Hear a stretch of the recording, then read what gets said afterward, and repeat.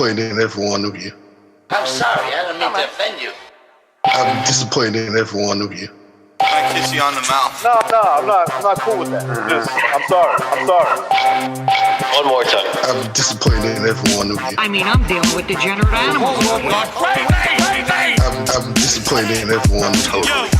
Disappointed in every one of you. All right, come on. Honestly, I can't do it no more. I'm disappointed in every one of you. Let me tell you why. It's gonna be all right, Nicky. Go ahead, shoot. We just killed those fucking men. What are you going to do about it? You're happy because you got nothing. You don't got a thing. You're happy because you got nothing. Lobito! Got nothing. I want to get out. I want to get out of this rat hole. I want to get online. I need BDA boxing.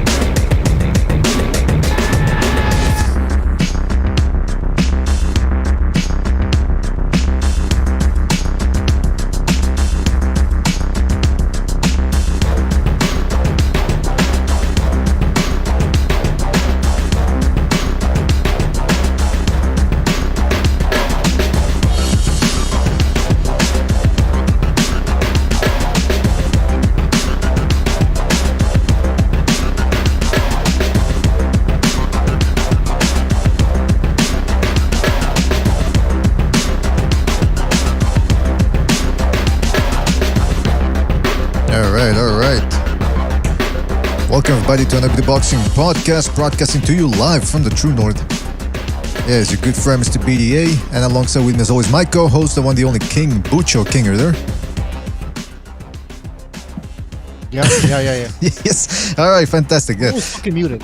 One of these days we'll get it within 2 seconds. But listen, we got King Bucho. Thank you for dropping by, man. Of course, Jimmy is in here as well, and Boxing Chief joining us as well. We got a lot to talk about. We just had the Crawford versus Porter fight last night, welterweight extravaganza, and there's a lot to talk about. Oh yes, the title, some of you might find it a little bit hyperbolic. We're going to get into that. I'm going to explain to you why I believe that and why some of the people on the panel believe that. We're also going to be talking about the stoppage itself, kind of iffy, kind of bizarre, raising some questions out there. We're going to talk about what's next for the welterweight division, and like I said, we're going to be taking phone calls as well in about half an hour to 40 minutes, so stay tuned for that. Do not go anywhere. Before we get down to the fun, let's get the business out of the way, fellas. Don't forget, you can check us out on Spreaker, iTunes, and Spotify. You can donate via the Super Chat if you are so inclined. You can also join the BDM membership program, which I think is worth more your while than the Super Chats, because at least you get special emojis, badges, film analysis. So make sure to check that one out. Just hit subscribe, I believe, on the YouTube channel here, and you should be able to get the rundown on the BDM membership program. And of course, the most important thing is you can do the like, subscribe. Now, if you notice that the dislike feature is off, that's something that YouTube, in all their infinite wisdom, decided to remove. If it were up to me, I would leave it there, because I like, not only for you, because I can see how many thumbs down it gets, but you guys can't see it, which I think is ridiculous. But hey, it is what it is. If it were up to me, I'd leave it up there just so we know what's what, where we stand with the people. Because, not for nothing, guys, but we are people, men of the people, and we speak for the people, right? Am I right or am I wrong? Come on. You're 100% correct. Of course I am.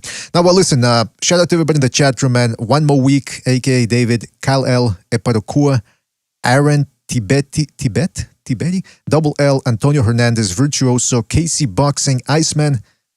Who else we got? Jimmy John, Uncle Brent Apostrophe, The Can Man, Hawker Mustang, Norman Luis, Eric Gomez, Brandon Blanco, All Natural, Iron Fist, Pablo Picassos, Super Anderson Aldo, Paper Tiger, One Hitter, and more people to come, I'm sure, fellas. Thank you for joining us. Really appreciate it. All right, so let's get down to it. Bucho, I know you might be dropping out later on, so let's start with you, man. Terence Crawford beats Sean Porter by 10th round stoppage. Kenny Porter stops the fight. What was your impression of the fight? I think Porter was winning. I have to rewatch the fight. I wasn't really scoring it, to be honest, but based on what I was seeing, I had Porter winning, but it was a close fight. Don't get me wrong. When it comes to the stoppage, I was complaining about the stoppage. I didn't understand why Kenny Porter stopped the fight. Now, but if you look at the replay in that second knockdown, you can see that Sean Porter was hurt because yes, he was. You know, when he was hitting the ring, you know, you're like, well, the guy's fine. He's reacting, he's aware, whatever. But then his legs didn't really look all there, and so the father stopped. I mean, I think Crawford was going to stop him. If Porter would have gotten up, he would have been stopped. And Kenny Porter, I mean, you gotta understand, this guy he knows his fighter because it's his son, and there's Supposedly. also that emotional connection. I mean, he's Sean Porter's father, so he's like, you know what? I don't want my son. I know what's gonna happen next, and I don't want to see that happen. You know what I mean? And I think he did the right thing. At the moment, I was like in shock. I was like, what the fuck? Why did he stop the fight? But looking back at the replay, like I said, you can see that he was hurt. But I wasn't really that impressed with Terence Crawford, in my opinion. I think you're going to mention that as well because you told me to. That Sean Porter looked like he had his moments in the fight. He was dominating. So listen, man, people want to talk about Crawford being the number one pound for pound fighter. I'm not sure he is, man. Bucho, I want to get into the scorecards, the official scorecards. I want to get into the CompuBox. I also got a couple of clips here to try to delineate what happened near the end of the fight or at the end of the fight. But I also want to get people here, their comments before we open up the phones. We got Jimmy. Yo. How you doing, man? Oh, pretty good. Just want to say the other day when you asked for predictions, man, and I said, no, Gonzalo, you go. And he said 10th round stoppage. And I remember the next day I said, well, I was going to say 10, but I don't want to look like I'm copying Gonzalo, so I'll say 11. So he snatched it from me. No, I'm just kidding. I'm just busting stones. But no, listen, I was it went kind of how I thought it would go. I had Crawford up by a round or two. Maybe I have to go back and look. I wrote it all down. I was actually trying to keep score. Crawford outlanded him. I thought he definitely landed the more meaningful punches. The sneaky overhand right, you know, that looping overhand right, which Crawford is, you know, acceptable to being hit with. But did you notice when Crawford would get hit? I mean, that's what he would always come back and usually throw some of his better punches. He's just one of those guys, man. You hit him, if you don't knock him down, he's going to try to take you out. You know, some guys are like that. And he's definitely, that's part of his thing. And I just want to say, too, first, I want to also say props to Sean Porter, man. What a fucking class act. You know what I mean? Like somebody said, I read a tweet, humble in, you know, what was it? Humble in victory and gracious in defeat. And he's just a class act all around. And I know I'll get into the stoppage later when you bring it up. But my overall thing of the fight, listen, Crawford's now stopped 9 guys, you know, and just if you think about it this way, Spence hasn't stopped anyone at the elite level. And Crawford's going out and stopping dudes. So that means he's in order to stop somebody, you have to risk getting hit. Okay? Other guys in that division don't want to risk it. Spence didn't want to lay it on the line against Mickey Garcia.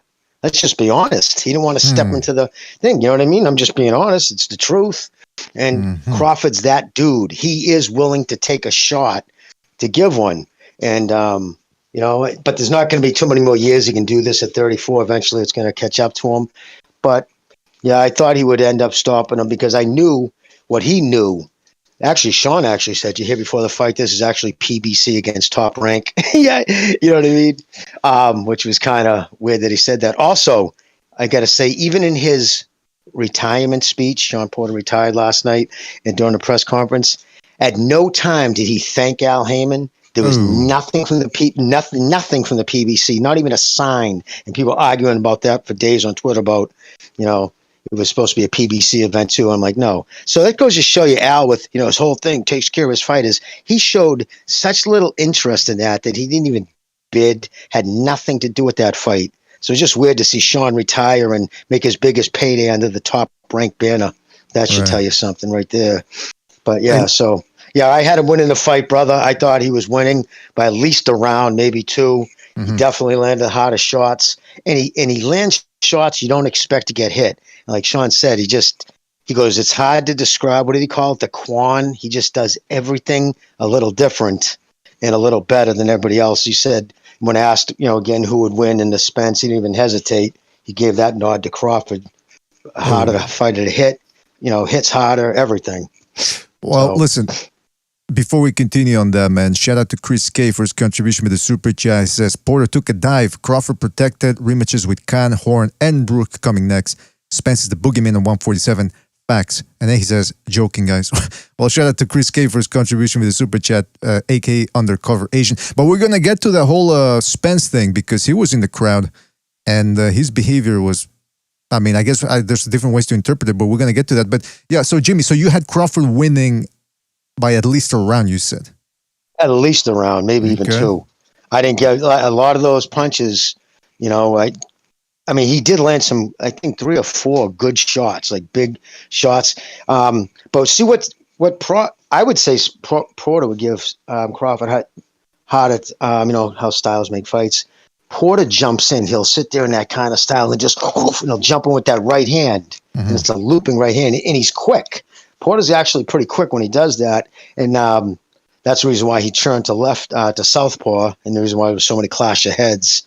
There was a lot of head banging going in there last night. But yeah, overall, yes, I had Crawford. Yeah, they should have called it the mosh pit. They should have called it the mosh pit instead of the ring. Chief, what did you think of the fight? Well, afternoon, guys. Good afternoon. Chief. Hey, Jimmy. Disappointed in both of them on this era not being anywhere near like the era of the 90s and the one before. And people keep overlooking that and not mentioning that. I think Bucho asked about that on Discord, and I said this is about the level of Marlon Starling's era, which is not a lot of rememberable talent unless you really love the sport. I was disappointed that Crawford didn't try and make more of a statement because it was obvious throughout the fight that he could have and just didn't. Porter brought exactly what I thought he could with what he had left at the table, which was not much. Aggression, but he wasn't even controlled aggression or effective aggression. It was coming forward when he actually chose to. Big overhand right, which a lot of times Crawford would sneak in his backhand and block it very subtly. Some of them looked like they hit when they really didn't because he'd move his glove in and catch him. But some of that action got so quick with Crawford going into time up right afterwards that you didn't really get to see what happened. It was just rush, couple punches, and that clinch, which you mentioned that he might do that a lot because of his Crawford's long arms. He might do a lot of clinching, and he did. Crawford didn't do nearly enough body shots because when he threw that left to the body, it usually stopped Porter from coming forward. It didn't hurt him per se, but it didn't shake his legs, but it stopped him in his tracks. So I just thought both fighters could have tried to bring more because we were expecting a really, really hard dog fight, and the commentators tried to make it sound like one, but they weren't. What they were saying wasn't what was happening in the ring. It was two guys that I think respected each other a little too much. Neither guy went out of their way to try and be great throughout the fight. I'm not saying neither one did altogether, but like throughout the fight, it would happen in spurts. And at the end of the day, you can say whatever, which we will talk about the stoppage eventually on the show. But at the end of the day, I was told the 3 knockdown rule was not in effect, but the referees usually stop it after a third knockdown anyway. And Porter was going to go down again that round. There's no doubt in my mind he was going to hit the ground again in that round. And with that being the case, whether they would have stopped the fight or not, the ref was more likely going to step in and do something either in that round or soon after in the 11th once Crawford smelled the blood. He knew that he has guy hurt. Yeah, well, that seems to be the narrative going in or coming out of this fight, that supposedly they knew what was going to happen. Look, we're going to play the clip later on of just exactly how hurt Porter was. But I got to say this, because we were talking about this on the 2 shows prior to the fight. One where it was just us guys and the other the open panel, and I was trying to really get the question across. I really tried to get an answer of how good is Crawford, because for the past 2.5 years, 3 years, whether it was by design or whether it was because they didn't want and nobody wanted to fight him, whatever, his opposition was kind of iffy, and his performances, like, okay, he stops the dudes, but he's also getting tagged. And some people could say, well, that's part of boxing, but here's what I'm saying: for this guy to supposedly be the number 1, number 2 pound for pound fighter in the world, he's mostly getting it done on power at the end of the day. I mean, he's not making it easy for the other guys either.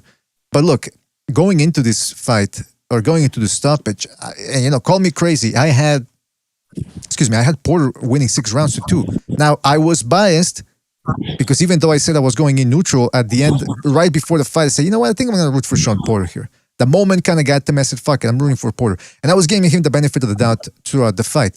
And I had him winning 6 rounds. What? Yeah, going into the fight. Going into the stoppage. Now, of course, there's maybe 1 or 2 swing rounds because the first one was kind of slow. It was a filling out round.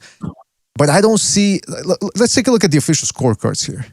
I'm going to put them up on the screen. I'm going to share them with you guys here. Hold on a second. Give me 2 seconds. Because I know some of our scorecards are going to vary. But there's this one guy, Celestino Ruiz. First of all, anyone that's named Celestino, I gotta be a little bit, suspicious of other motives. He had Crawford winning 87-84. Now, I understand he didn't give him the first round, he didn't give him the third, but he did give him he gave him the second, the fourth, and then he had him sweeping all the other rounds. Now, I think that's a little bizarre. Sean Porter was catching him with the bigger, I wouldn't say the most powerful shots, but he was hitting him with the head-snapping shots. He was the one controlling the action. He was the one backing Crawford up. Yes, I know Crawford wanted to run him into something, which is what we knew he was going to try to do. But at the end of the day, you look at all Crawford those... afraid of engaging, man. Was that? Why was Crawford... It seemed to me like he was afraid of engaging Porter in many instances. Mm-hmm. Yeah, he showed him way too much respect. Yeah, exactly. But I'm like, come on, man. Like, I mean, he doesn't show that respect when he fights Kavaliuskas and all these other guys. But they're not friends. Sean Porter, whoa. He made the comment was over. I never really wanted this fight because we're friends. I'm paraphrasing. That was an exact quote. But he said something like that in the interview. So it's almost like, okay, I knew it's better than this guy. I knew I was going to beat him. I beat him with just what enough I had to because he's my friend and I don't want the two of us to get hurt. He seemed extremely disinterested in this fight. In the ring, leading up to the ring, in the interviews, he was confident he was going to win, but it was never, I'm going to go in there and knock him out. There was none of that kind of talk, which he's not that kind of a talker anyway. But he seemed extremely disinterested. This is a fight that when it was announced to him, when Sean Porter said, I've finally been given permission, quote unquote, to something Jimmy used to say, to start negotiations with Crawford, he was like, I'm not interested in this fight. Yeah, but when Crawford dropped Porter, he forgot he was his friend over there because it looked to me like he actually wanted to hurt the guy. That's the dog in him that I keep talking about. That when that kicks in, I don't know his mind. I'm not going to sit here and try and say that I do. But when that dog kicks in, whoever he's fighting, it changes how he approaches things. But for the most part, though, he didn't really go out of his way to try and set anything up like that. But you know what? My point of view on that is, I don't know how friendly they are outside the ring, but what I gathered from the fight was, and this is consistent with how everybody else fights Sean Porter, once they get in there with this guy, at first they think, he's shorter, I'm going to be able to jab him from the outside. Sean Porter has underrated defense, both in head movement and footwork, and I think that's what... He was fainting at the beginning. He stopped fainting for some reason. Well, he did very well. That was working, man. But that's what I'm saying. Go ahead, but that's what I'm saying. I think that's why Crawford took away the feint. Well, but what I'm saying is Crawford, one of the reasons why he didn't let his hands go all that much, he was finding it hard to hit Sean Porter. I don't don't think it was necessarily because they were friends, Chief, because, I mean, we've talked about Simon Brown versus Maurice Blocker. Those two guys were as good as friends as they got, and they beat the crap out of each other for the right amount of money. And that's why these fighters look at it. They're businessmen. I don't necessarily think they go in there and go, let me take it easy on this guy because he's my friend. Maybe there's been instances of that, but in this one, like you said, everyone's always talking about Terrence Crawford and how he's got the dog in him. Same thing with Sean Porter. I don't think this time they put that aside because of their friendship. I think they were still trying to kick the crap out of each other. But Terrence Crawford, he got it done on power mostly. He wasn't out jabbing Porter. He wasn't doing anything that was really, whoa, he adjusted this. Okay, he was catching him with some hard shots, some shots to the plexus. That was good. I love body shots. But most of the time, people don't even score those. Now, all of a sudden, they're scoring those body shots for Crawford. Oh, beautiful body shots. I'm thinking, yeah, but who's getting their head snapped back? And I know they're not the hardest shots from Porter, but they are physically moving Crawford. That's the type of stuff that creates excitement from the judges. So I thought Porter was winning this fight. And for Crawford, he's Spence got looked uncomfortable, in my opinion. Sometimes. Crawford. Just the way he Crawford. was moving out of the way. You mean Crawford looked uncomfortable? Huh? You mean Crawford looked uncomfortable? Yeah, Crawford looked uncomfortable. Crawford looked uncomfortable, in my opinion. I mean, sometimes you just gotta go. Who do you want to be inside the ring, right? I don't know who. I think Larry Merchant used to say that, and it's true. I mean, I would rather be Sean Porter at the beginning of the fight because Porter started to fade later on. But I'm talking about those first, like, say, 5 rounds, 6. I mean, Porter looked pretty good, in my opinion. He looked like he was controlling ring generalship. You should give it to Sean Porter, in my opinion. And keep in mind, we all picked Crawford. Crawford to win this one. Pretty easy. So calling me surprised when I saw Porter, the guy that I started to root for a little bit before the fight. Whoa, he's really. Yeah, by the way, I predicted Crawford was gonna win in round 10, but I wasn't expecting this type of fight, to be honest. I wasn't expecting Sean Porter to do as good as he did, though. Right. I expected more of a beating later in the fight, which I guess at the 10th round, if it would have been stopped, would have started to ensue around 10, 11, and 12. But I thought the shift would have changed probably around anywhere between the 6th and the 8th round. And even though Crawford may have been winning those rounds, he wasn't dominating those rounds. And I don't know why. I don't know why neither one of them seemed... well, we know why Porter was the way he was. They basically knew that they were going to retire after this fight walking into it. They both all but admitted the fact that they knew that this was going to be their last fight because they just didn't want to take another fight after this, regardless. When I know we'll get to that later in the show, but that's what they said in the interview. So he fought like this was going to be his last fight, and he was disinterested and didn't have any inclination of necessarily going out on top, but going out getting paid. Well, yeah, I just want to say, Chief, real quick on that. He was retiring if he lost or drew. If it was a draw or loss. If he won, he was going to continue. Obviously, he would have been champion. He just did not want to relegate himself as a gatekeeper, and all the props in the world to him for that. Because he's like, where am I going to go now? At this point, I'd end up being a gatekeeper. But yeah, it was if I even drew or won a draw, I was going to retire. And I think a lot of that, too, he kind of was angry with his dad in a little bit of a way, but has so much respect for him, he didn't want to publicly do it. So I think he kind of dropped the bomb of the retirement thing. He's like, because the reporter asked, when did your father find out about it? And he said, right now. Just like that. So it was like, so he didn't even discuss that with his father. But then his father's like, I kind of knew where his head was at because I guess that, again, the father was saying he wasn't listening.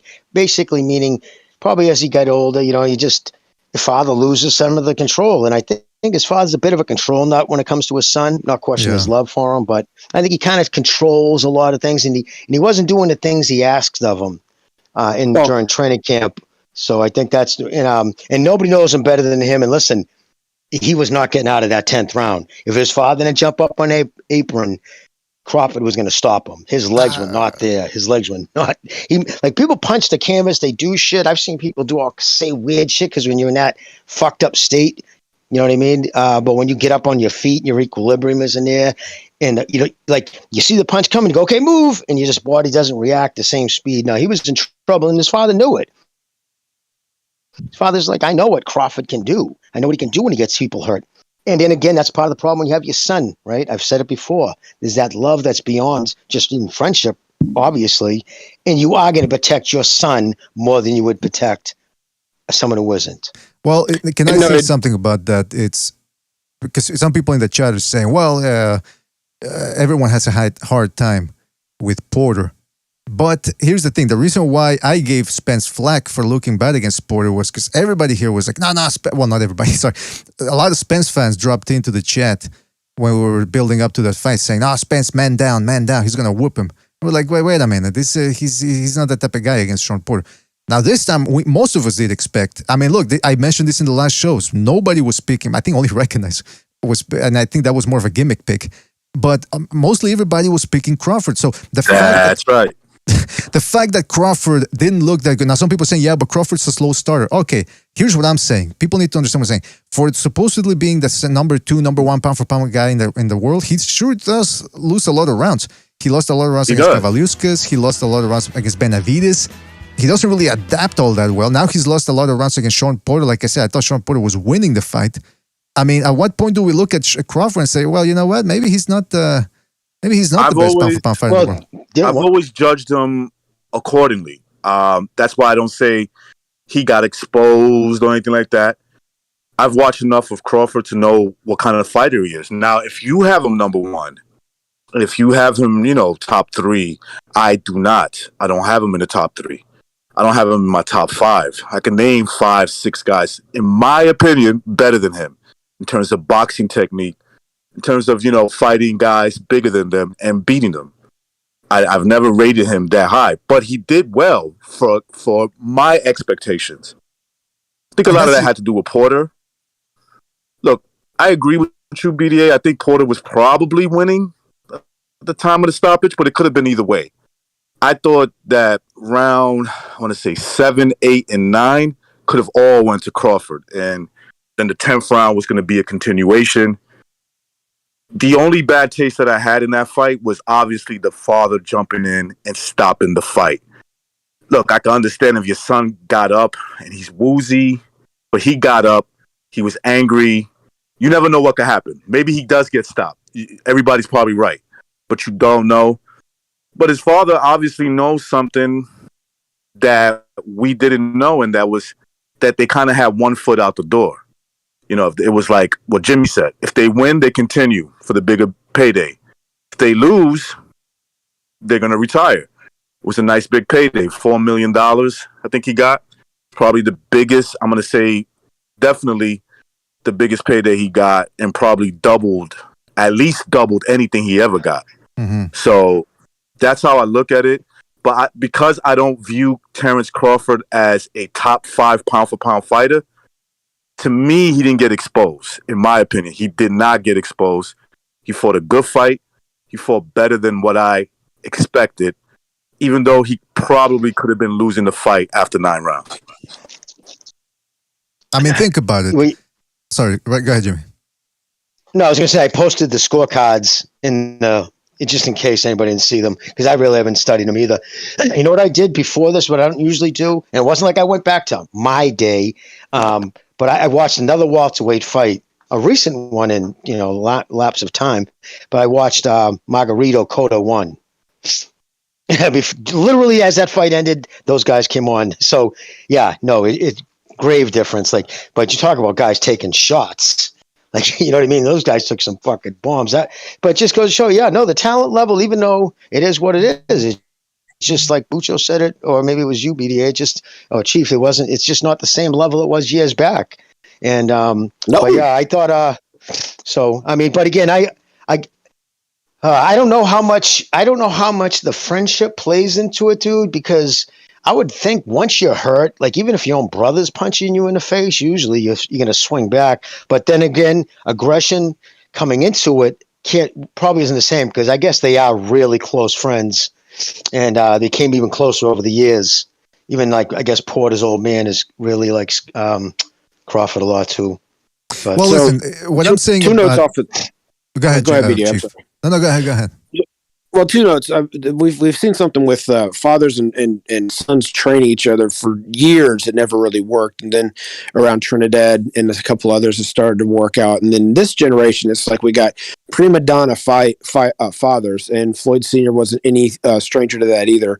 That didn't amount to anything in their own careers, that raised their sons and think that they're the star. Kenny Porter is not any exception to this at all. Period. I don't care if he knows him better than anyone else.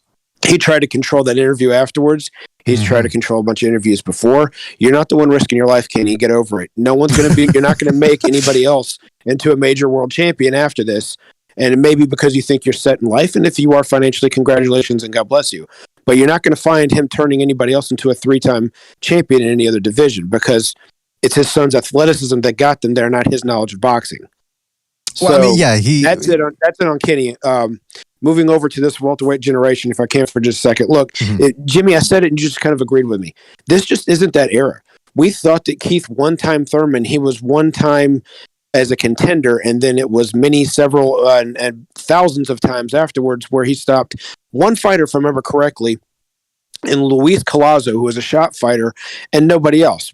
And Spence hasn't knocked anybody out since he won the title. And Danny Garcia is not a great welterweight. He was a good junior welterweight, not a great one. And Sean Porter, again, I've said this thousands of times on the show, I'm going to say it again, needed 20 rounds to beat Julio Diaz in 2 fights, who had a bad chin at lightweight. This is a middleweight in the amateurs, and you couldn't knock him down. This is not a great welterweight division era, not, period. End of discussion. They're good fighters to want to watch for fun, but this is not an era we're going to rank up there and go, you remember that 2010 to 2020? Man, those guys, they definitely earned their shot in the Hall of Fame. We're just not going to say I think the next one's better. Yeah, I do too. I think if they can maintain this weight with Boots and Virgil, I'm with you on that. And you throw in Gary Russell's brother, and yeah, we've got a much better talent coming up. And if the Puerto Rican can stay at 147 for a while. Yeah, you're right. But that's my 2 cents on that for now. That's not what this whole show's about. I just wanted to get that in there, that some people are overrating this entire era a little too much.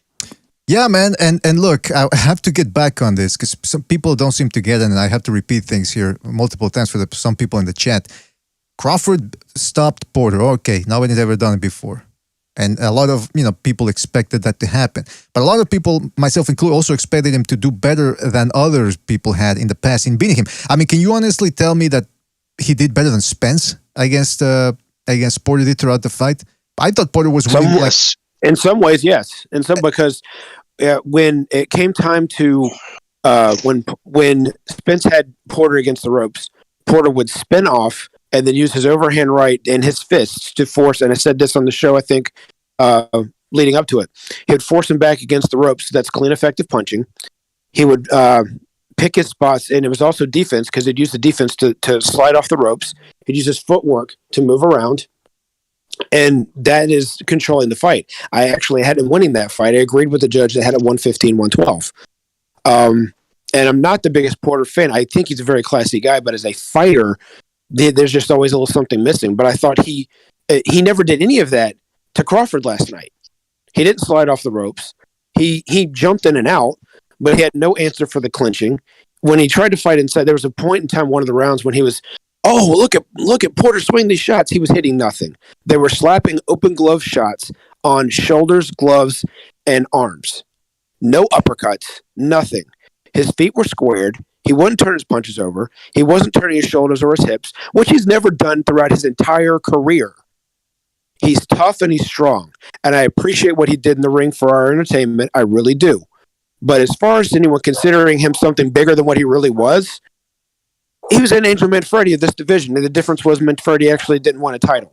Well, listen, the reason why I think Porter did better against Crawford and against Spence, because Spence throughout the fight was right there with him. He was catching him with shots coming in, and when he couldn't do that, he would stay on the inside and actually give. It was take and take, give and take when it came to the body work. Crawford never really did that. He caught him with a couple of left uppercuts coming in, but I never saw him landing cleanly with counters upstairs. I didn't see him controlling him with the jab. Yes, he spun him better than Errol Spence did because I think Crawford does have quicker feet, and I think we've all agreed on that prior to the fight. But I didn't see him really making that many adjustments. I think maybe the body shots were what took some of Porter's, those single counter shots to the body was what took Porter's stamina a little bit out of the fight. But I thought Porter was the one landing the better shots, the head snapping shots. He was landing body shots as well. Crawford didn't look comfortable in there. At first he was laughing, and then all of a sudden he tried letting his hands go at some point, and Porter bobbed and weaved and made him miss with a 5-punch combination.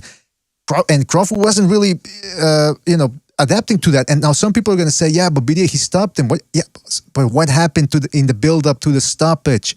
He wasn't landing what he was expecting to. He wasn't. You could tell his body language. He looked tense. He wasn't smiling anymore the way he does when he's beating up guys like Kavaluskas. And not for nothing, but people also go, well, Terence Crawford beat Sean Porter. Okay, that's his best opponent, man. A guy that's been beaten up before. Now, yes, of course, he'd always given good performances, but let me tell you something. This performance, I thought Ugas was very Ugas-ish. A little bit like what Ugas did to Porter, except the difference is Crawford has better punching power and was able to take him out.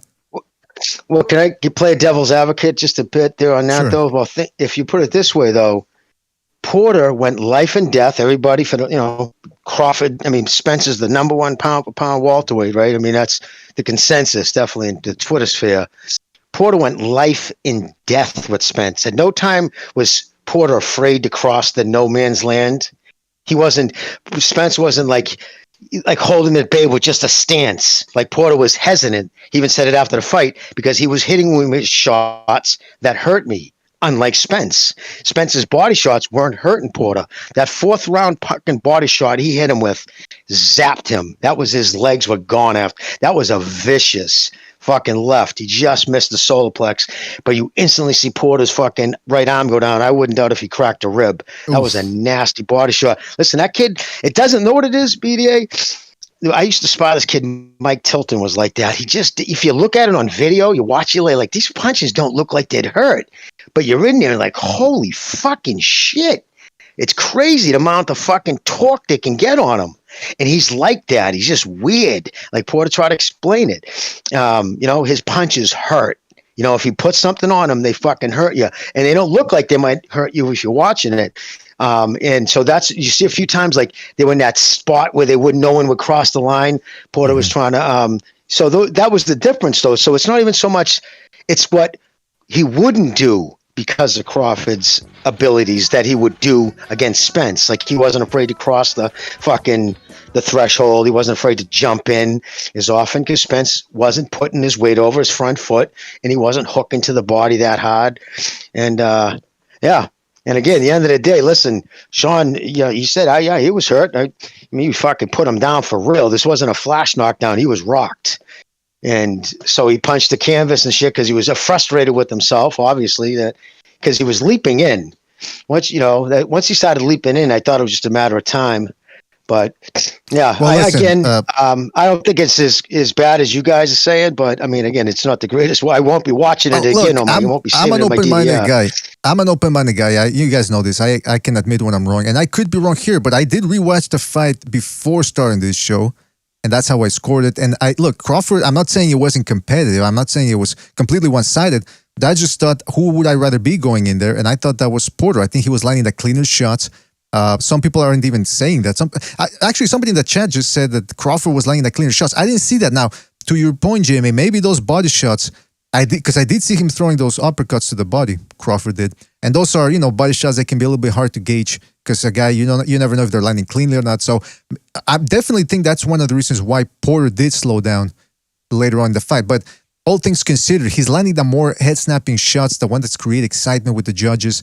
And I thought that with his feints, with his inside game, the fact that Crawford couldn't land as much as he wanted, especially when Porter decided to go on the defensive, and Crawford was just staring at him there. He didn't land anything of significance when Porter decided to go on the defensive.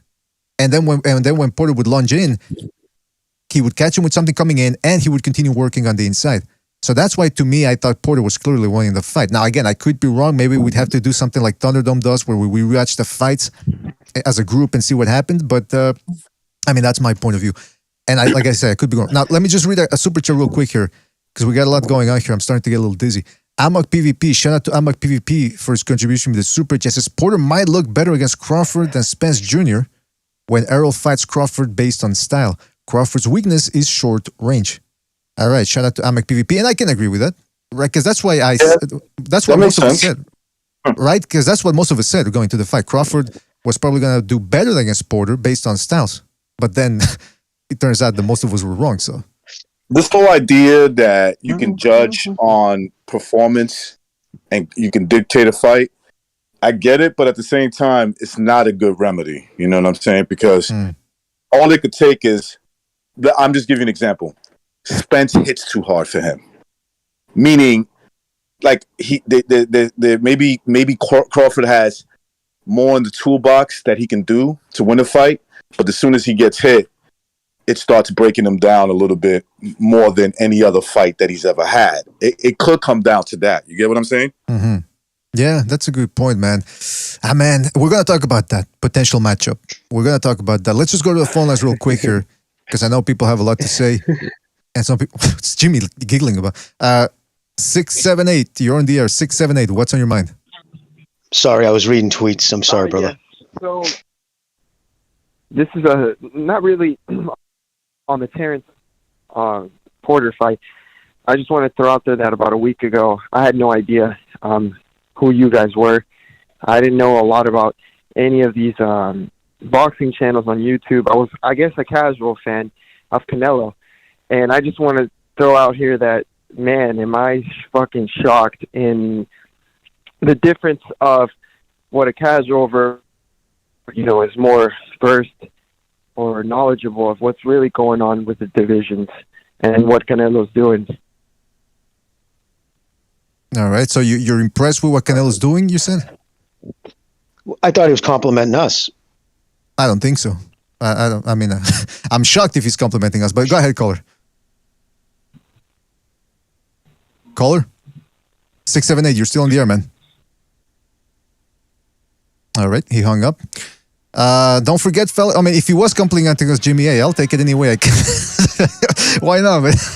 Right? All right, listen, we got another phone call here. Oh, hold on a second. Before we continue, shout out to Michael Poe for his contribution with the Super Chat. He says, hold on a second. Okay, he says, I like Crawford and Porter, but can you maybe... What? I like Crawford and Porter, but maybe I should let it go until I'm on the floor and stopped it. But it is what it is. Peace, salute, enjoy it. I think he says that they should have let it go on, which is what a lot of people feel like. But we'll get to that too, because I got a couple of clips to analyze. The caller just dropped. Hey, well, listen, fellas, if you want to call in, and give us your opinion on this. But Jimmy, let me ask you this then, because I mean we could go back and forth about who was winning the fight. I don't know. My thing is this now, going forward now, whatever happened, Crawford, he's got the win now. Is the big question in your mind, what does Spence have left if they ever make this fight? Well, I can be totally honest with you. That fight never happens. Spence isn't fighting him. It's never going to happen. That fight will not happen. First off, he's not with the PBC unless he signs with the PBC. If he does, even then, I'm not sure it will. You see the way, I mean, well, I'm sure you'll bring it up, but fucking Spence was so disgusted, he ducked right out of there. And then, of course, he tweeted, I wouldn't pay my father. LOL, like he tweeted out he wouldn't pay his father for stopping a fight like that. But again, yeah, I think he was going to fucking get up and Spence. And again, if anything, you can say what they want about Crawford, but when he has somebody hurt, the kid's an accurate puncher. And, I think he didn't want to see his son get stretched out. He just didn't want to see this. Like, I understand it's not fan friendly to have that mindset, but at the end of the day, it's not, when the guy's in his 40s, in his cognitive fucking degenerations to the point where his equilibrium's gone, everything sucks, he can't play catch with his kids, fans aren't there to see that part. So I can understand him protecting his kid, but at the same token, that's one of the drawbacks of a father. They're too emotionally invested. Mm-hmm. Yeah, that's I mean, recognize, I know you got kids, I mean, and you've been, you actually, let's switch it to what it was. Your father used to train you when you were in combat sports. Do you can you speak on from that perspective? What was he too hard on you? Did Kenny Porter do the right thing? Like, what's your experience on that? All right, recognize telling me to go fuck myself essentially. I want to get back to that. I know, Mike. Can I just say, my grandfather? Sorry, repeat that question again, man. I got distracted, man. Okay, hold on. Let me just say, Jimmy, let Jimmy go, and then, or I don't know if he wants to see the floor. I'll just take 1 second. My grandfather refused to train me. When I started fighting for the silver mittens, he trained me, but he refused to be in my corner because he was honest. He said, "You're my grandson. I'm not going to be. I won't look at it the same way." So interesting. That was always his thing. Same thing, man. My dad didn't want to train me like that. He just taught me, in the gyms, at the house. Yeah, he just taught me that. But everything else, he was like, "You do your own thing." Hey man, it would be the opposite. I'm like, hey man, Dad, I can't go on anymore. Listen, you gotta go another round. Papa needs his Cadillac. Let's go. But anyway, that's why I wouldn't be a good trainer with my kids. No. But listen, let's go to a phone call here real quick, and then we'll get back to this subject. 301, you're on the air. 301, what's on your mind? Hey, what's up, guys? Happy Sunday to all of you. Right back at you, man. First, I guess Gonzalo's not here, but I'm going to shout him out because he got the round right again. Absolutely. I was wrong. I was off by 2 rounds. I did think the stoppage was a little early, and I do agree with the general sentiment of the previous discussion that having a father in the corner is an issue with that. But I guess he saw what he saw, and the inevitable end was coming. Before, I have a lot of thoughts on the Porter Crawford fight, as you may imagine. But before that, I want to quickly just shout out this Jose Velasquez guy, the Chilean who fought Murshidon Akhmadaliev. Oh yeah, that dude is tough, man. His story is dope. He really loves the sport. He can feel his passion for it, driving 20 hours to go to this fight, setting up the ring. Can you imagine building the fucking ring and then fighting in it?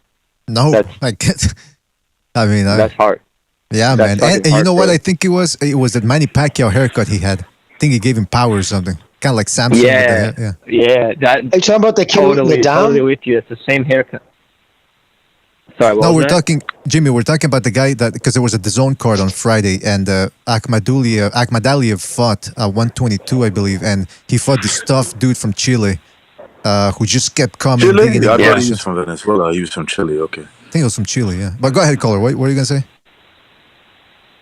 Chilean. Yeah, Chileno. I was going to say, that guy is, he's super impressive. I want to see him again. Plus, he's coming up from, bantamweight, which is crazy. He took all those shots. And that haircut, for sure, that's the same haircut Edwin Valero had, that fucking crazy murderous dude from Venezuela. I don't know if his soul is resting or anything. I think he's still fucking fighting the devil or whatever he's doing. He's waiting for Felix Verdejo. Monster. But yeah, that fucking haircut is savage. But yeah, I mean, I was entertained by that fight. I actually started to feel anxiety watching it for the first time in a few months. But I felt that, so I thought it was a solid fight.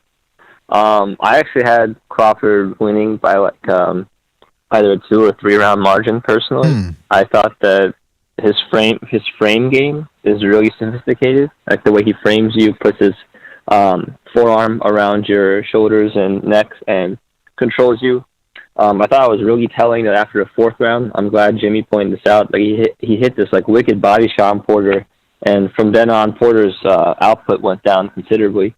And he was way more tentative, way less likely to jump in. I think that was the difference. It was these little shots that he was edging. And yeah, I think at first his game plan was just to kind of wait Porter out, get his level of output down. And you could see that he stopped kind of stuffing him when he was coming, or stopped smothering him and started to turn him. And he would end up behind Porter a lot every time he tried to engage up close. And to me, the most telling point, I think, was the middle of the 8th or maybe 9th round. I don't remember exactly, but there was a moment where Crawford just shells up, and he didn't do that the whole fight, and he kind of lets Porter come after him and kind of blow his load. And then he tees off on him in the last 15 seconds, and then I knew the end was coming because he really had his timing and distance. But I gotta say, for a lot of people who are complaining about Crawford's inside game, you gotta notice the way he dropped him. It was a double fade back. I think he slipped the right hand, then the left hook, but he used his shoulders to bounce Porter off of him and to get leverage on the left hand. That was a beautiful shot, a peach of a shot, as they say. The Brits, Peach of a shot. Yeah. So that was solid. I mean, it's some high level stuff. I really I feel like I learned a lot watching that fight. I'm probably going to rewatch it a lot. So yeah, I actually agree with what the Chief said too about the era. Sorry, go ahead. Oh, no, I was going to ask you, were you surprised when they, remember when they, I think it was in the 2nd or 3rd round when they really kind of, clawed up to each other, the way was Crawford, he kind of picked him up and just pushed him to the, the ropes. Were you surprised Crawford was as strong as he was? Yeah, I was definitely surprised by how strong he was. No one's manhandled Porter like that, not even Kell Brook.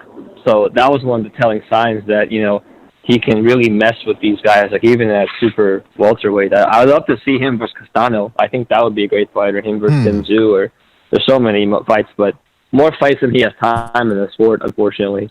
Yeah, that's it's really unfortunate that he never got his due. He kind of wasted his time at welterweight under top rank. I actually feel like they could have gotten him some of these fights, but it's kind of risky to make him go up in weight. Although I think Sugar Ray, I think you guys mentioned this, Sugar Ray Leonard, he fought that the super welterweight in between his fights with I think it was Duran and then Hearns, Like he That had is like correct. basically like a like a Well, listen. like a gimme fight.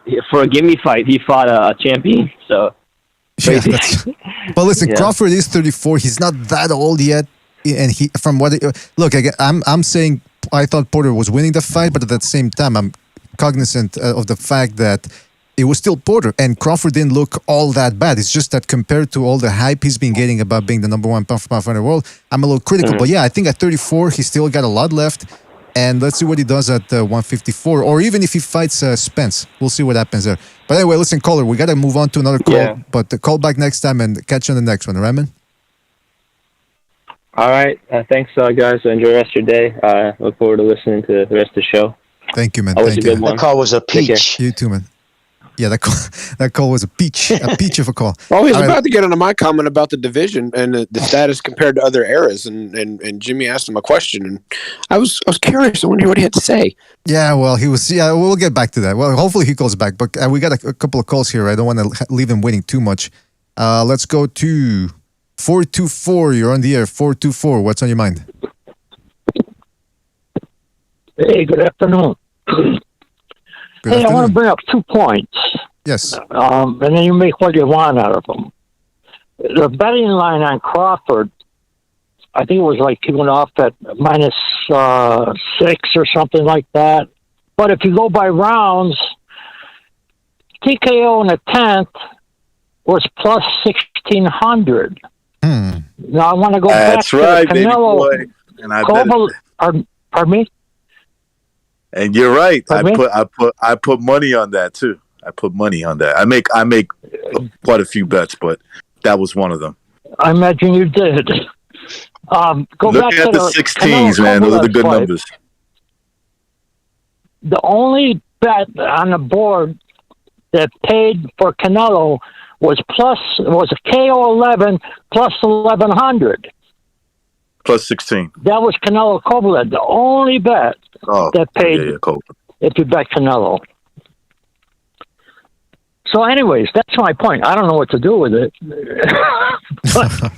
There's a lot of reasons. caller, if you notice, from round 7 to 10, at least where I bet it at, MGM. I don't want to sound like I'm promoting them, but I think I am. If you go from 7 to 10, yeah, it was plus 1,600 from round 7 to 10. I took 7, Right. and then I the 7th round. I bet 7th round. That's what I bet too. I thought it was going to be a natural knockout, but it turned out to be something crazy. Yeah, man. I mean, there was an incentive. I thought I had the round right. Yeah, there was an incentive to put money on Crawford. Pardon me? But there was an incentive to do that. Sean Porter wasn't going to be able to knock him out, and most likely he wasn't going to get a decision. But although I was surprised that he was, in my card, he was winning the fight. But you know, like on the official scorecards, he wasn't getting the decision either because all the judges had Porter behind. But listen, caller, we do have to move on. But anything else you want to mention before we continue? Yeah, go ahead. One last thing. I've never really thought Porter amounted to much. He's a good, hard fighter, but that's it. All right. Have a good day. All right, you too, man. Thank you for your call. Call back next time. And especially he wouldn't have won after that. Would have been a 10-7 round. He went down twice. So if say he survived that round, and that was the only 2 times he went down. That was an insurmountable lead at that point. Yeah. Let's go. Actually, before we get to the next call, callers, hold on there. We're gonna get to we got Gonzalo dropping by. Gonzalo, who's getting all the props because this is the 4th. I don't know if it's the 4th week or the 4th major fight that he gets it right on the money. Gonzalo, what are you in the mountains with Yori Boy Campes drinking that magic potion, or what's going on here? How come you get all these? Nah, it's just a coincidence. You know what I mean? It's nothing special. See, that's Gonzalo being humble. That's what they taught him in the military. I'm more impressed that when Gonzalo breaks it down. You know, it's like he said, it's just but when you hear Gonzalo break a fight down, his knowledge is good too, and it went a lot the way Gonzalo said it would. Gonzalo, remember, he said it would be him jumping in. That's where Crawford would have his most success. And I kept thinking of that, Gonzalo saying that every time I saw him jump in and get caught. So props to you, Gonzalo. Yeah, thanks, guys. You've been getting used to calls right. you've been getting these calls right, going all the way back to the Charlo Castano fight. All right, what is this, a stroke fest? Oh, come on. Well, actually, listen, Well, I'm getting if a you lot win of... them, then you'll get a stroke too. I don't need a stroke from you, boy. What's up, Gonzalo? He's like Lefty Rosenthal. How in the hell did you get Virginia, Georgia Tech? No one. Well, that's why I'm so well compensated. What was his line? That's why I get paid so... I forget the line. But real quick, man. Jeez, Luis. Okay, the phone calls are piling up here. Let's go to... Oh, shit. And I took the wrong one. Okay, 347. You're on the air. 347. What's on your mind? Yo, what's up, BDA? What's going on? How you doing, man? Let me say this. You know, Crawford versus Porter was a great fight. It was very competitive. But Kenny Porter is a fucking dickhead, bro. He's a dickhead. You know, he stopped the fight too early, prematurely. You know, Porter's legs were good. Yeah, he got dropped twice. Yeah, I understand that, but let him go out on his shield like Wilder, bro. You know, even say he got knocked out in that round. Maybe you know, maybe he would have got knocked out, but he would still have run on his shield and gave the fans a great fight like he always does. You know, but he was a great fighter. You know, he retired. You know, but shout out to him.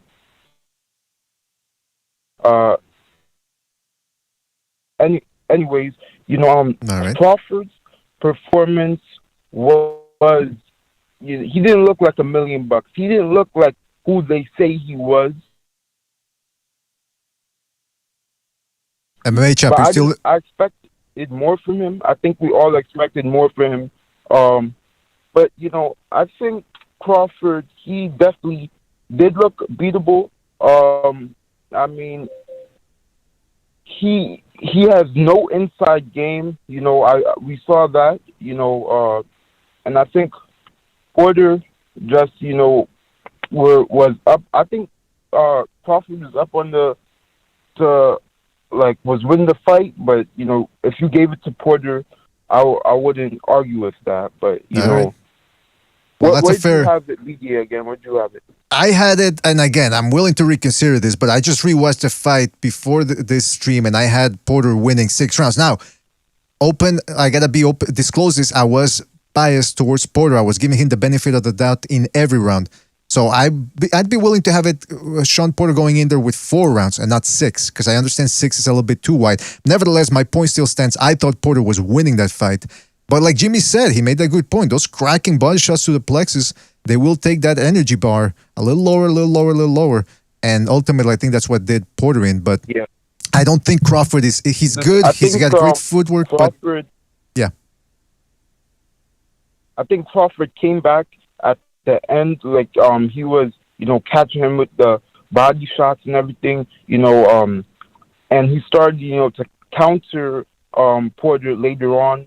You know, but I think we need to see Spence versus Crawford now. Absolutely. You know, I think Crawford made a statement now, you know, by stopping, you know, Sean Porter. It might have been controversial, but he did, you know, stop him, you know, on the paper or whatever, and he dropped him twice. Something Spence only did once. He dropped him only once. But I want to see Spence versus Crawford, and I think Crawford can beat Spence, but it's going to be tough for him. Bye. Absolutely, man. That's what we all want to see. All right, let's. Thank you for your call, MMA champ. We'll catch you on the next one, all right, man? Take it easy. Shit. 678. I accidentally hung up on you. 678. If you're still listening, I'm sorry about that. It's just I got a lot going on here right now. My hands are shaking. But before we continue on, before we get 678 calling back, shout out to the Paper Tiger in the chat for his contribution with the super chat. He says Crawford is not an accurate puncher. Lomachenko is. Well, I disagree. I would put it this way. I would say Lomachenko is a little bit more accurate than Crawford. Crawford is very accurate. He's shown it against other fighters, but just against Sean Porter, I was expecting him to be sharper. Shout out to Amak PvP for his contribution. Says that crazy caller said it best. Controversial win. Controversial win. All right. Shout out to Amak PvP. All right. 678 is calling back. Hold on a second. 678, you're on the air. 678, what's on your mind? 678. Yo. Y'all can hear me good? Yes, absolutely, man. Hello? Yes, you're on the air. Yeah, y'all a little bit choppy. Can y'all hear me good? Yeah, we can hear you. All right, cool. First off, like I want to just say, give y'all a shout out, BDA. Appreciate the platform to let, boxing fans get this platform to speak. So let me just do that. As far as my outlook on the night, great fight. I think we can all agree on that. Two competitors coming at, each other in the capacity that they did, put on a great performance. I guess, I'm of like mind with everybody else. I think the stoppage was a little early.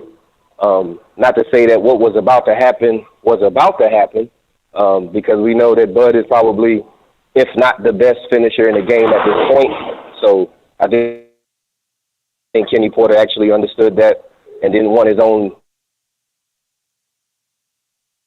son going out the way that he was about to.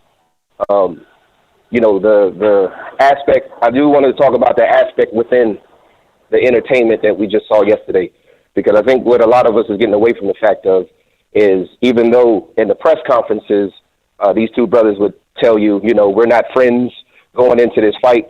The truth of the matter is, nobody can really take away from being friends in a business capacity. That's kind of sort of like you seeing your friend every day going into a job. You're still friends at the damn job. Just because you have a job to do doesn't mean you're not friends. So I think what we looked at last night was, a competition amongst brothers. You know what I mean? When you've known somebody for 15 years, you know their ins, you know their outs, you know their strengths, you know their weaknesses. This was more so like a brother on brother, or a better brother or older brother against a younger brother. If you look at the body language of what happened last night, I think it was the third round when it was 10 seconds left into the fight. You saw Sean walk back to his corner without engaging with Bud. These were signs to me as though, Sean knew something that everybody probably understood but didn't want to speak on, meaning, Terrence Crawford is just a better fighter than Sean. You know what I'm saying? That, and he has that God-given talent that surpasses his own, because let's be honest, Sean Porter has God-given talent as well. That heart that he possessed, the will that he comes to fight with, is unmatched by anybody that's in the game. That's why he's one of the hardest people to actually go against. That's why he's going to give you trouble every single time. That's why he's going to make you, step outside yourself, to analyze yourself, to ask yourself, do you really want it with me? But when you have that kind of friendship with somebody for that long, you know this kind of person. If you looked at the fight that Terrence Crawford put on, the smiles, the talking, the bravado, that sort of thing, that's almost looking as if an older brother is looking at a younger brother saying, oh, so this is how you're going to fight me tonight? Oh, okay. And that was kind of sort of what you saw. I think the edge of this fight, meaning, the anticipation of it, the camaraderie of the whole thing was, not necessarily capped with the aggression that we usually see between both of these brothers against any other fighter. And I think, when you take those kind of aspects into understanding, you see, these two brothers actually being better men. I think Sean Porter, number one, is probably one of the most humblest, honest fighters that you can actually be a part of. Great guy, very articulative. I think he has a strong career in media, as I think we all should expect. But Terrence Crawford is just a fighter. You know what I'm saying? Terrence Crawford is a dog. Mm-hmm. Well, listen, that's you make a good point. When he's done with boxing, he'll still be in boxing, but only as a trainer. He doesn't have. Say again? Yeah, you make a good point about the family aspect, the friendship aspect. I mean, Chief brought that up a little bit, and I guess we can go into that a little bit more. But ultimately, the Crawford ended up beating him up with those last two knockouts. Listen, caller, we're gonna have to move on. Submarine? Yeah, caller, we're gonna have to move on because there's a lot of background noise where you're at. But point taken, and call back next time. Call back next time, right, man? All right, cool. Again, like I said, I appreciate the content. Appreciate y'all boys doing what y'all doing. But great fight for Terrence Crawford. But one more last thing, if I could just say this. I'm in agreement with the gentleman who said this fight between Terrence Crawford and Errol Spence won't happen. Because you have to understand the politics of boxing. I'll call back and we'll talk about that a little bit later. But if it was supposed to happen, it would have been happening. You know what I mean? There's politics involved with boxing that people kind of sort of don't necessarily look at in full depth. And I think that's what's taking place with these two brothers as far as their engagement, as far as getting in the ring. But it would have been a great show to see. I don't think it's going to see it. I think you see Terrence Crawford going up to 154 to slug it out with the Charlos and possibly getting a fight at Canelo. And if he does get a fight at Canelo, Canelo better stop it. You know what I'm saying? Canelo, I got you. Unfortunately, will lose that fight. You know what I mean? Because he doesn't actually do well against, I would say, brothers with rhythm. You know what I mean? So it is what it is with that. But appreciate y'all letting me hit y'all up. All right. All right. Take it easy, man. Thank you for your call. Yeah, we do have to move on because we got other callers here. And there's a lot of background noise there. The hunt for Red October in the background. All right, let's go to. Okay, I heard a sonar in the background too. Let's go to 25. Hold on a second. 253. You're on the air. 253. What's on your mind? Oh yeah, great show, BDA. Boxing related. Been watching you been listening to you guys for over a year and a half now, and this is the best far. Thank you, man. Thank you. Thank you. I agree with the last caller. I don't think it was premature. I think they were planned on. I think Kenny Porter planned on throwing the towel in before the fight. I think they're familiar with Crawford, and they were just there for the payday. They know he's a better boxer. I agree that Spence and Bud is not gonna. That fight's not gonna come to fruition. Bud is just a better fighter than Spence. Errol Spence never wanted to fight Bud. First, it was Bud. Bud's too small. He was at 140. Crawford was at 140 when he was calling out Spence. So first it was Bud was too small. Then it was Bud's in welterweight, but he doesn't have a belt. And then, it was Bud's on the other side of the street. Right. So, Errol Spence never wanted that fight. And like I said, I agree with everything that the last caller said about Bud beating Canelo. I agree with him. Well, there you have it, man. That's the people are saying, agreeing with Jimmy, that unfortunately the Spence-Crawford fight may never happen. Listen, caller, are they saying Canelo is afraid of Terrence Crawford or something? I don't know about that, man. No, I'm saying that Crawford would beat Canelo. Canelo at 160. Crawford, he said Crawford. Let him say it all the way through. He's breaking up a little bit. Caller, are you saying that Crawford would beat Canelo? Are those the words coming out of your mouth? No, you said Charlo. Well, let him finish and see what he says. Let him say it. Let him say it. He'll beat Canelo at 160. Yeah. All right. Well, listen. I mean, that's. I still didn't hear if you said Charlo. He said Crawford. Yeah, he said Charlo. Man, I've been telling you that from the beginning. He said Charlo. I thought you said I was a right spider. I thought you said I was a right spider. Anyway, listen, caller. We gotta, You're not a right spider. All right, caller, we got to move on. Thank you for your call. We'll catch you on the next one. Ask him now. No, caller, who are you saying? Because he said he's agreeing with the other caller, and I know the other caller did say Crawford would beat Canelo. That's what the other caller said. So I'm curious. Is that what he's saying? Yeah, no, that's what I'm saying, Jimmy. That's what I'm saying. Crawford. Okay. All right.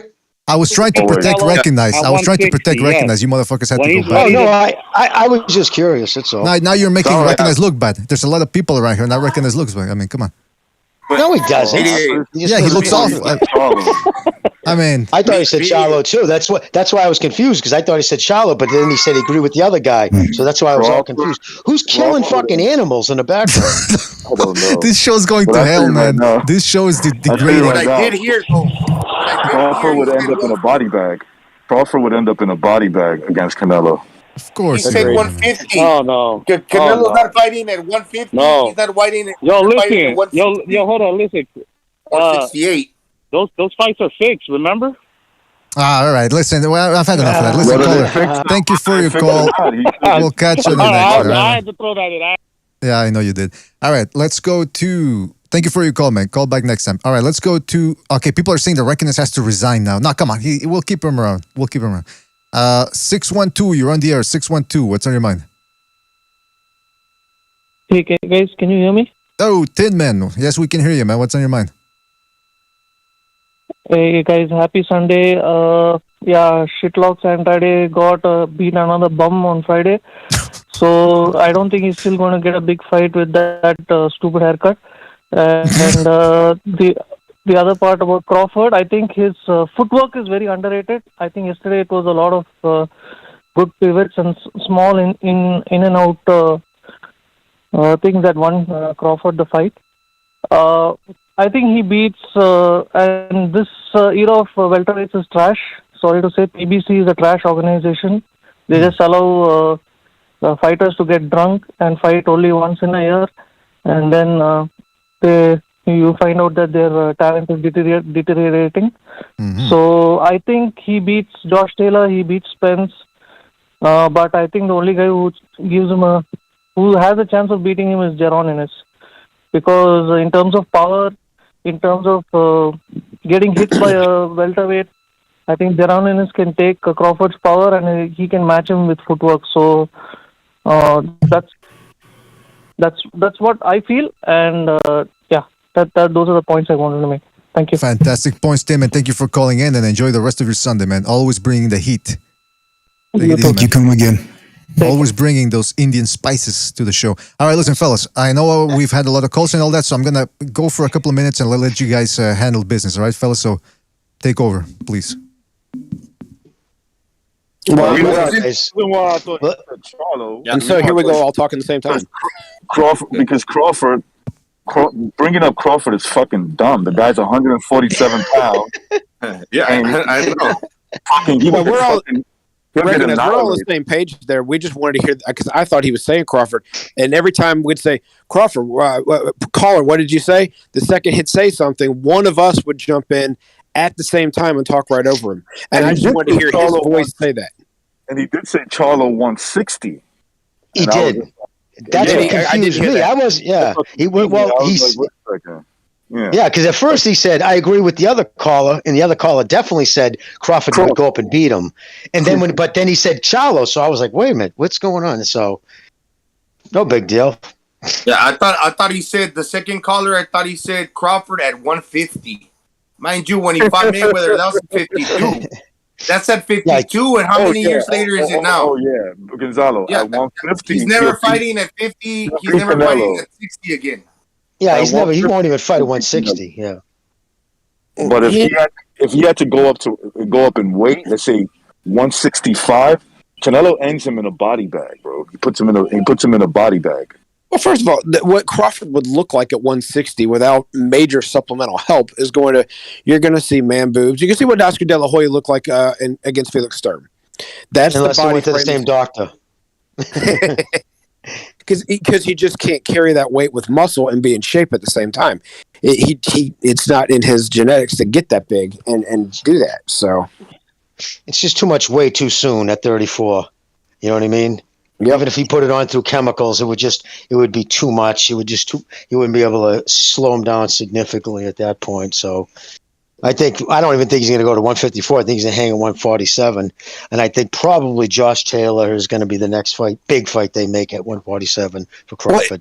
Yeah, the funny thing is they're saying that we don't know where he's going to go promotional-wise. Crawford, after what he said last night, he might try and pull what Canelo's doing and do the free agent, which would benefit him the best if he can pull it off. Having said that, the guy said, well, we're not going to get the Spence fight, so he's going to go up and mess with the Charlos. That's all the same company still. So if he's not going to get Spence because PBC doesn't want to make this fight, what makes you think he's going to get the Charlos? Point, Jay. Chief. Yep. He didn't have the personality or the fan base to go be his own promoter. He's going to stay with Bob Arum. He'd be a fucking fool. He's not a fool, though, I'll tell you that. He's a pretty smart guy. He got 6 for this fight. He got 6. 6, yep. Yep. That's $2.5 million more than his normal guarantee. Can I ask you something, Jimmy? Was that his base purse or like? No, his base was 3.5. For whatever reason, they gave him 6. So obviously that would make, for me, it would seem like we're going to take care of you. You think anybody else would do this? Regardless of the numbers. 3.5 per fight. So I think it would be silly for him to, if he went to the PBC, it's already proven, right? They don't fight each other. There's no going to the PBC anymore. It's dead. They're going to feed Crawford those 147 pounders one at a time. Porter, next is Thurman or Garcia, and the last is going to be Spence. That's the plan. Did they fight in Omaha? Was that in Omaha that the fight happened? It was in Mandalay Bay. That's Mandalay Bay. Sorry. Mandalay Bay in Vegas, yeah. Jimmy, he kept shouting out Omaha, and I was confused. I was like, are they fucking fighting in Omaha? This is crazy. Jimmy, what was the rumor on the numbers from anybody you've heard so far? I heard it's tracking for over 300,000. I mean, that's all right. Early. How much was it per buy? If you were already a member of ESPN, if you already remember that subscription, $80. Yeah, well, actually, $10 went from $79 to $69.99. And if you weren't and you bought last night's fight, they gave you a year's worth of ESPN subscription. That's it was correct, part of that. So so it was actually it wasn't, at least they threw something. It was only $10 if you're already a subscriber. But I heard again, and that was conservatively tracking at 3. So it could do even more. Either way, it sounds like it's going to do better than Spence Porter did. Huh. Interesting. They're going to know right away with those apps how many buys they sold. I mean, they know precisely. You sound awesome today, bro. You're loud. You got that new mic. I took it out of my ass. I've had it on my ass. Okay, you know what, man? Eesh. No, I bought that fight, and I'm gonna tell you something now. Well, I shouldn't say I bought it. I purchased that thing. Really? At the round, the co-main event when they got the headbutt and they stopped the fight. So I hit buy. I watched about 1 minute of that fight. Watched the guy get headbutt, no swelling even. Called the fight. And then I got to see what I saw for $79.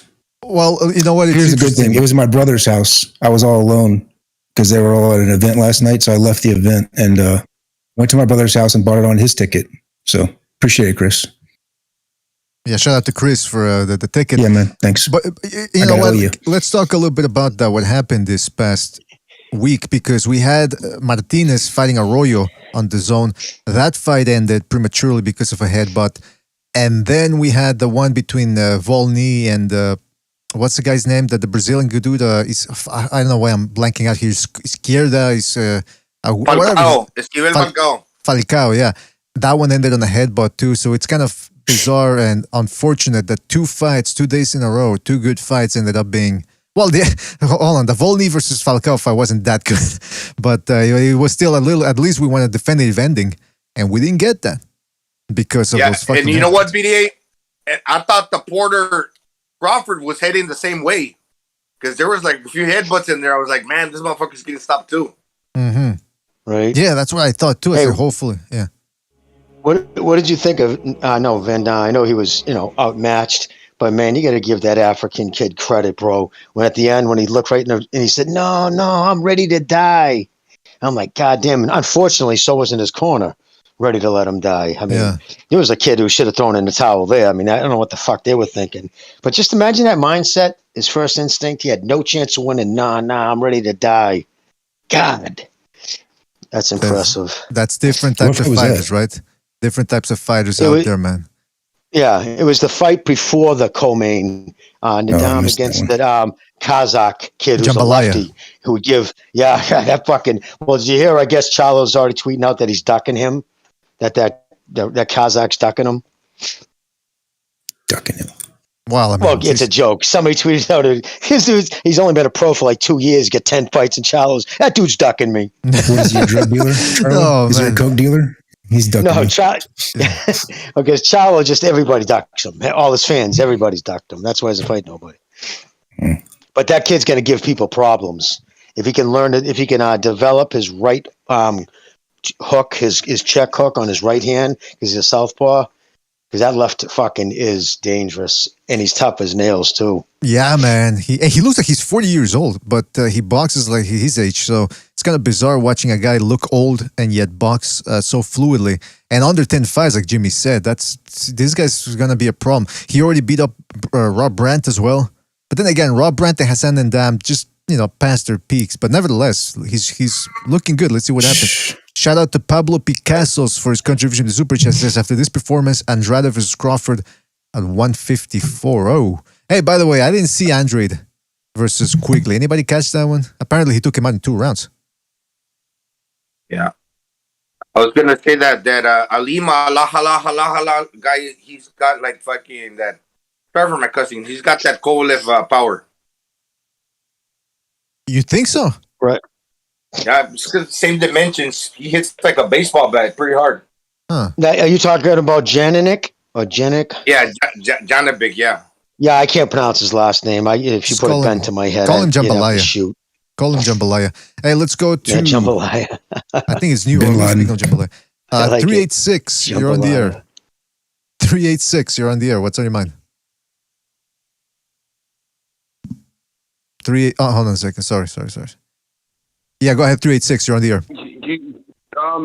Yeah, man. I was going to be because I'm actually a little fired up. I went on one of those black supremacist shows last night and I had a debate, and apparently I'm racist because I still don't think Crawford is all that. I mean, he did marginally better than Spence, and Porter is no superstar. So I guess anybody doesn't think that Crawford is top 5 pound for pound, and they would have Loma, Usyk, and Pacquiao better, like overall career-wise, as Crawford is a racist. And I just don't. I don't think the guy's all that. I still think he has a boring style. And it was Porter's retirement fight. It was his retirement fight. So it's like, how much credit do you want him to get? And like, it just, these boys piss me off, man. Well, I agree with the racist thing is ridiculous, but this whole narrative, though, and it's not just you, it's everybody. It was a retirement fight.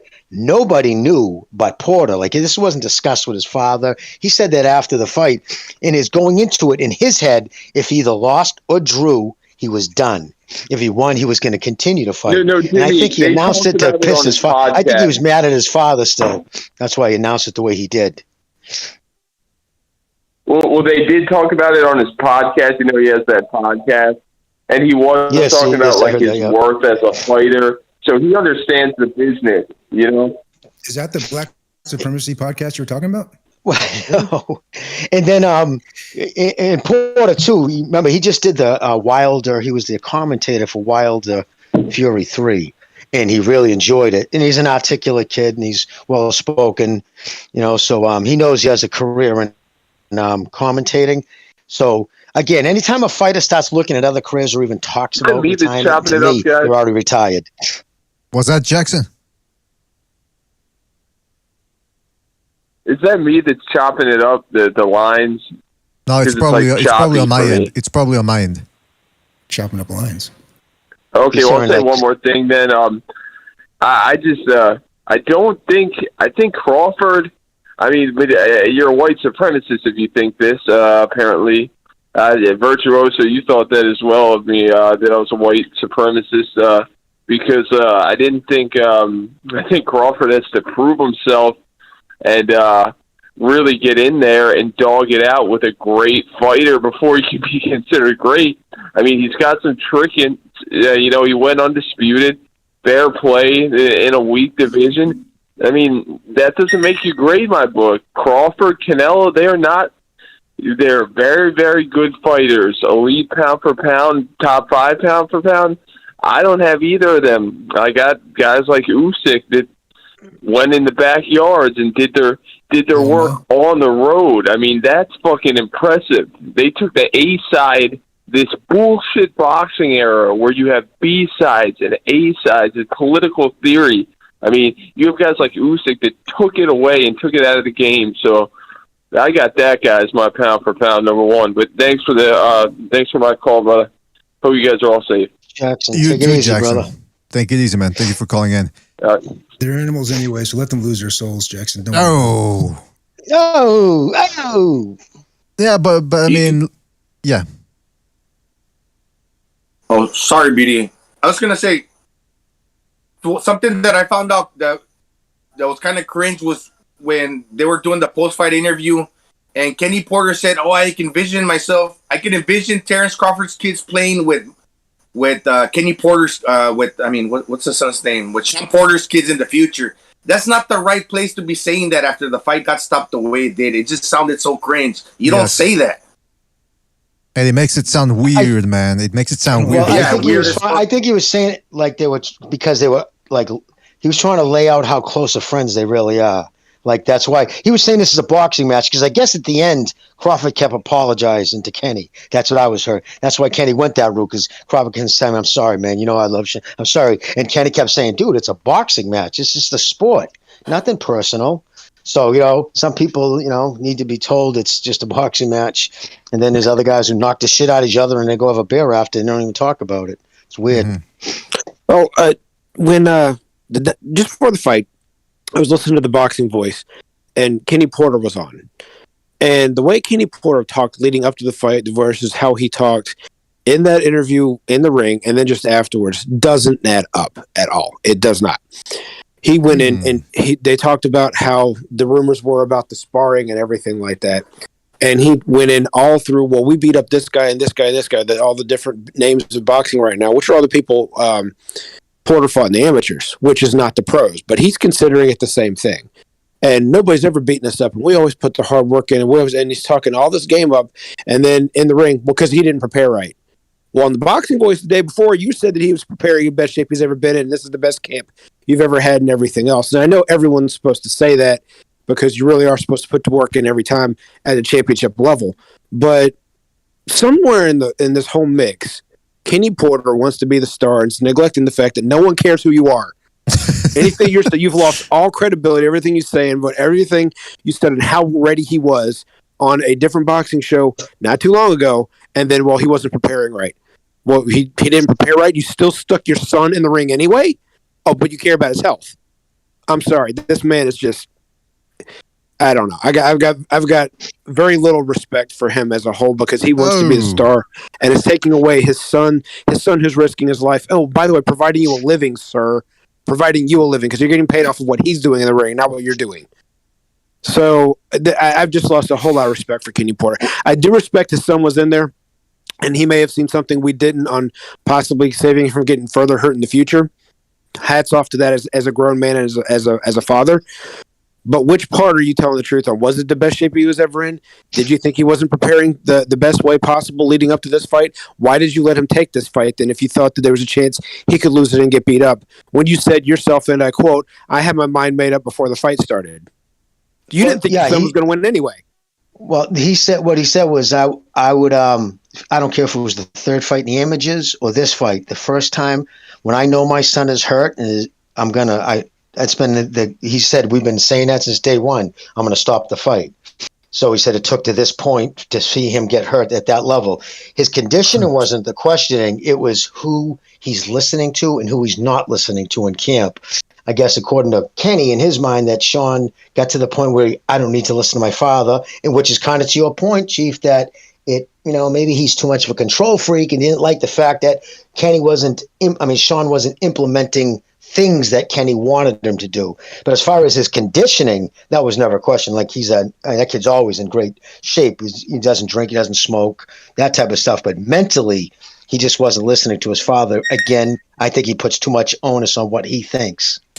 It's interesting the thing about Sean Porter not showing up in shape, supposedly, or that's according to Kenny Porter, because Sean Porter after the fight said, my timing was off and he wouldn't allow me to get my rhythm, Porter said. He's the best out of everybody I've been in the ring with. He was on point A to Z, blah, blah, blah. Now, here's my thing. If that's Sean Porter out of rhythm and not at his best, how would he? It sounds like he's making excuses, right? But if his father's saying this, he's saying that, I don't know, maybe, like I said, maybe they're making excuses for the loss. But like I said, I can't stop talking about this. I don't think Crawford did that great a job. ultimately you could say yes, he did because he ended up taking him out. But like Jackson said, it's like the third, fourth performers now where he's getting hit. It's his power is the thing that's getting it done, not really his skills. He's not out jabbing guys. He's not out boxing them. I just thought, I don't know, man. It's a shame that he never fought Errol Spence from 2018, 2019, because now Errol Spence, and that's the other thing I want to talk to you fellas about. I think I'm sharing the screen with you here. This is the GIF that people were putting of Spence's reaction. GIF. Yeah, it's a GIF. As soon as the fight ended. Ah, shit. Hold on a second, fellas. Discord disconnected. Discord's been giving me a lot of crap lately. I think it's because it's maxing out, so bear with me before I get back to the guys here on the panel. With the exception of the time where Porter chose to box and move and use his movement around against Ugas and not try and take the fight straight to him, no one else, just by standing in front of him, has made guys, Porter this passive. Sorry to interrupt, Chiefs. Very sorry, but it's because you were off the air because my Discord shut off. So I just want to get back to what I was saying here. And I want to get your opinion on this. What is Errol Spence? Some people are criticizing for this. You guys tell me what you're saying here. This as soon as the fight ends. He didn't agree with the stoppage, number one. I mean, I look at his face and conceded that he's doing that, but he's probably hoping that Porter would have won because that's his stable of stuff. But I don't know. He definitely seems disappointed in how it was stopped. I'm not in his head. This is what I'm reading on his face. Don't quote me on anything because I don't know the guy, but that's what it looks like to me. And I agree with you, and I think there's a couple of things too. A, he just saw his A side evaporate right before his very eyes, and his second. Now look at his wins. Look at his biggest wins. Garcia, who just lost to a virtual unknown in Sandor Martin, and now Porter, his biggest win that he went life and death with and lost in one card, and some people thought lost altogether, just got stopped. So everything, and then he didn't like the way the fight was stopped. But again, like you just said, Chief, it doesn't make his wins look good. Crawford just beat his best win better than he did. That's the bottom line. That's how I looked when I just paid $80 for that fight and I watched it end like that. He was just like, what the fuck is this, man? I came all the way out here for this. Bring the Ferrari around, man. I'm gonna speed my Ferrari tonight. In the power department, it looks like Crawford's power is proving to be more legitimate because he's getting the stoppages, and the guy that said man down, he's going the distance. Bingo.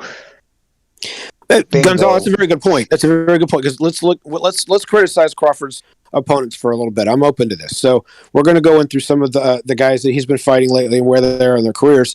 Now, just before Spence picks up with Mikey Garcia and forward, he's fighting a shot. What was that guy's? There was a Campos and the guy that Danny Garcia quote unquote beat. I can't remember his name right now.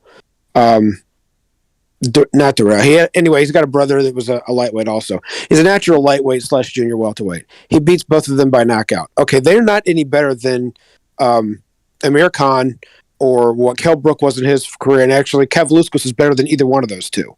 And Crawford stopped all of them. Then Spence steps up and starts fighting guys of world-class pedigrees, like the two Garcias and Sean Porter. And two of them go the distance with him.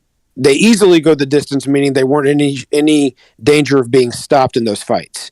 He beat them soundly, but they were never in any danger of going down or going out. And in my opinion, and some people agree with me, Crawford won that fight. And then now Porter won that fight. And then Crawford goes in and takes in the same level of competition, knocks them all out, and now beats the guy that went life and death with Spence. And I'm sorry, I thought it was rather easily. What I mean by easily was the fact that Porter did not do his normal stuff of, I'm charging you and you're going to fight my fight because that's the way I'm going to make it come at you. He didn't do that to Crawford.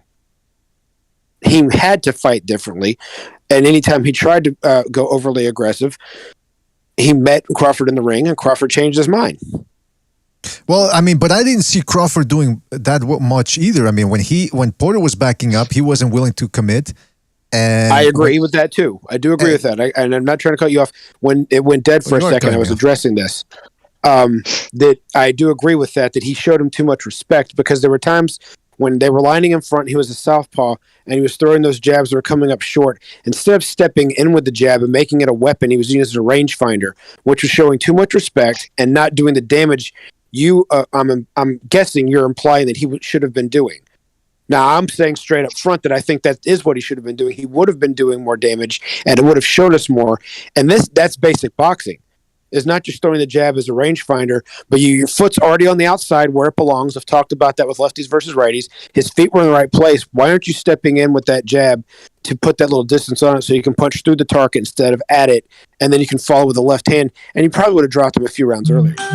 All I know is that when we saw Sean Porter, the way you beat him, like Kell Brook did, he jabs. You jab, and then, if you can't fight him on the inside, well, I guess you get a hold, which is pretty boring and illegal, but it is what it is. Crawford wasn't out jabbing Porter. He wasn't out jabbing Porter. He wasn't jabbing his at corner all. said that. Yeah, his corner even said that. Bomac kept complaining about that. He said, man, this isn't a game plan. But one thing, he did listen to Bomac in the 9th round, the end of the 8th, going into the 9th, or it might have been the end of the 9th, but he said, okay, turn it up. And he did. He came out at the end, that next round, and he brought it up. That was the time he started throwing more jabs. I think that's the round he threw the most jabs in, actually. And so kind of, as if you're Porter, you're like, oh shit, this kid's actually bringing more heat now. So he was holding back like a good fighter should for the championship rounds, which still blows my mind. There are only 12. I'm still not over the fact he got rid of 15. That's how old I am. I hate 12 round fucking. But anyways, so yeah, I don't know, man. I think he was going to fucking flay him out at the end. So, but it kind of sucks by him dumping up like that, because it does leave the door open for, the people who just truly hate Crawford to say, well, you don't know, he could have fucking lost, which is just silly.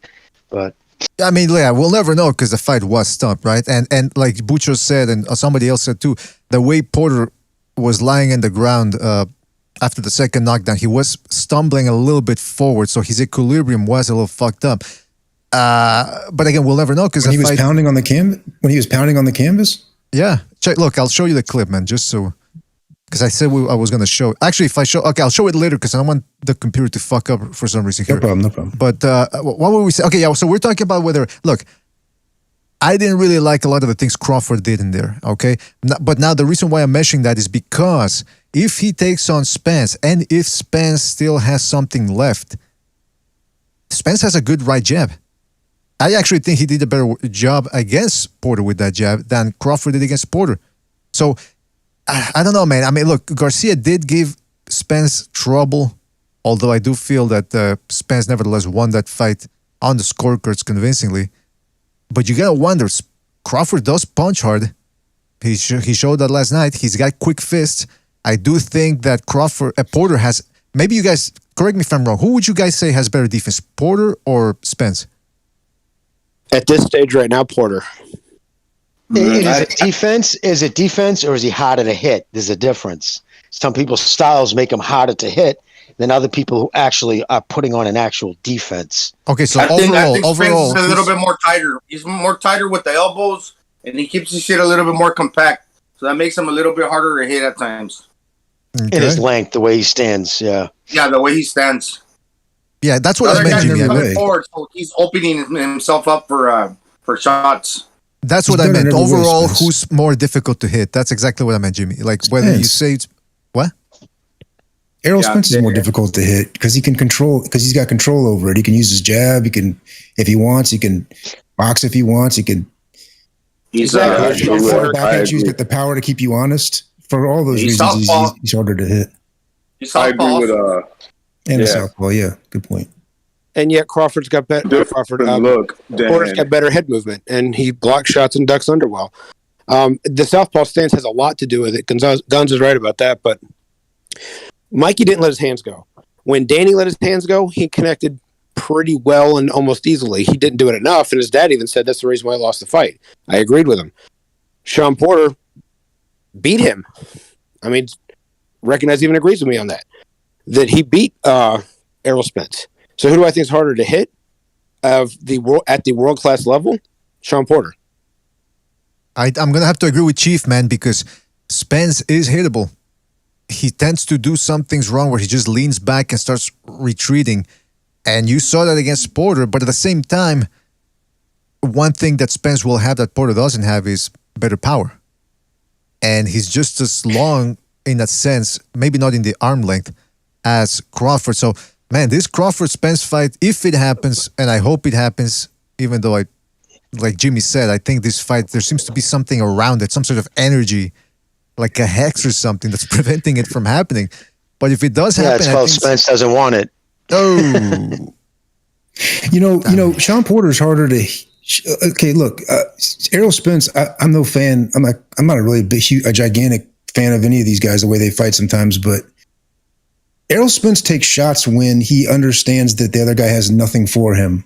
So it's like against Danny Garcia, you didn't see him eating shots like that. He didn't just stand shoulder to shoulder like he did with Sean Porter. Sean Porter has no power for the following reasons. He exhausts himself getting that style that he fights is just taxing on him. Secondly, he moves his head because he's way, way, way shorter, physically limited compared to who he's fighting. And he can't walk straight in. But I mean, if he can go back in time, he'd probably fight in the peekaboo or something and fucking figure out a way to infight more like, but he dives in. Once he gets in, he throws a shot on the way in when he himself can reach you.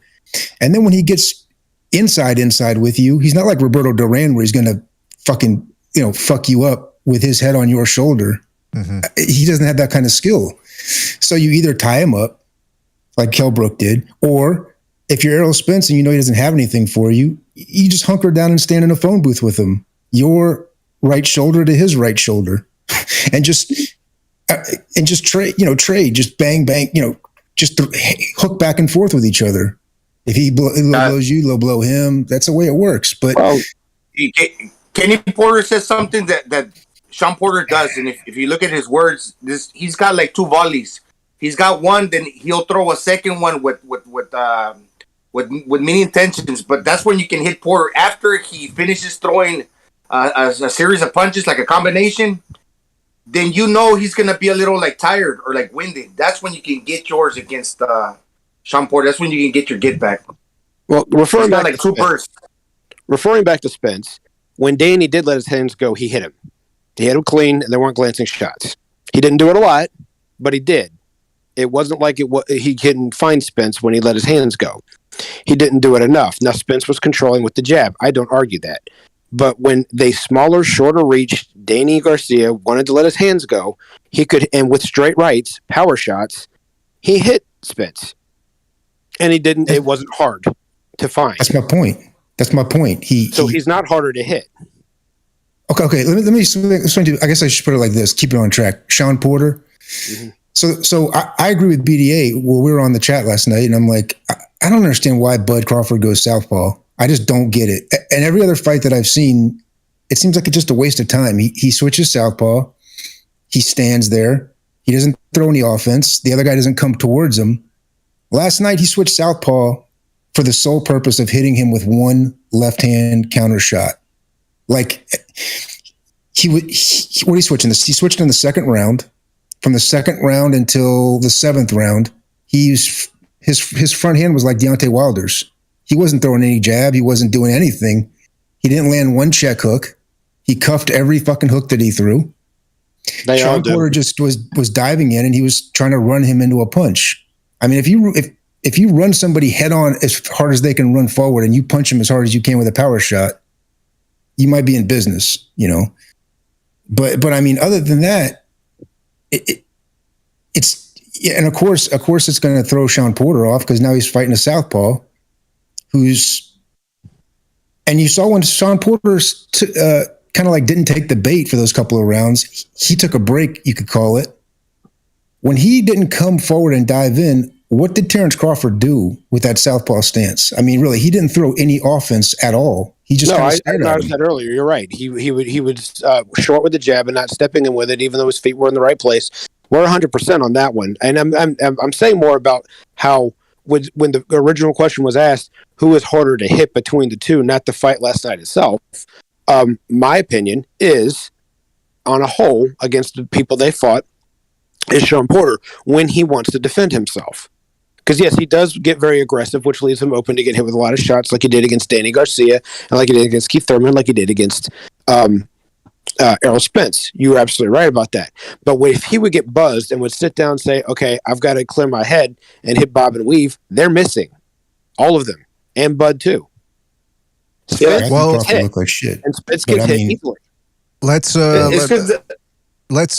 Gonzalo, give me 2 seconds here because I'm falling behind here on Super Chats. Shout out to Amak PvP for his contribution to the Super Chat. Says Spence went to go hide behind Al Heyman again. Oh, Spence went to... He had his bodyguard there too with him. I don't know who that guy is. It's a big guy he's always hanging around with. I think he's the guy that carries him home if he gets too drunk. Shout out to Virtuoso for his contribution to the Super Chat. Says, I'm sorry, Miss Jackson. Ooh, I am for real. Never meant for you to cry over my praise for Crawford. Not sorry. All right, so can anybody explain to me exactly what was happening? Can somebody explain to me what exactly is the problem between Virtuoso and Jackson? Did Jackson mention that? I didn't really quite get.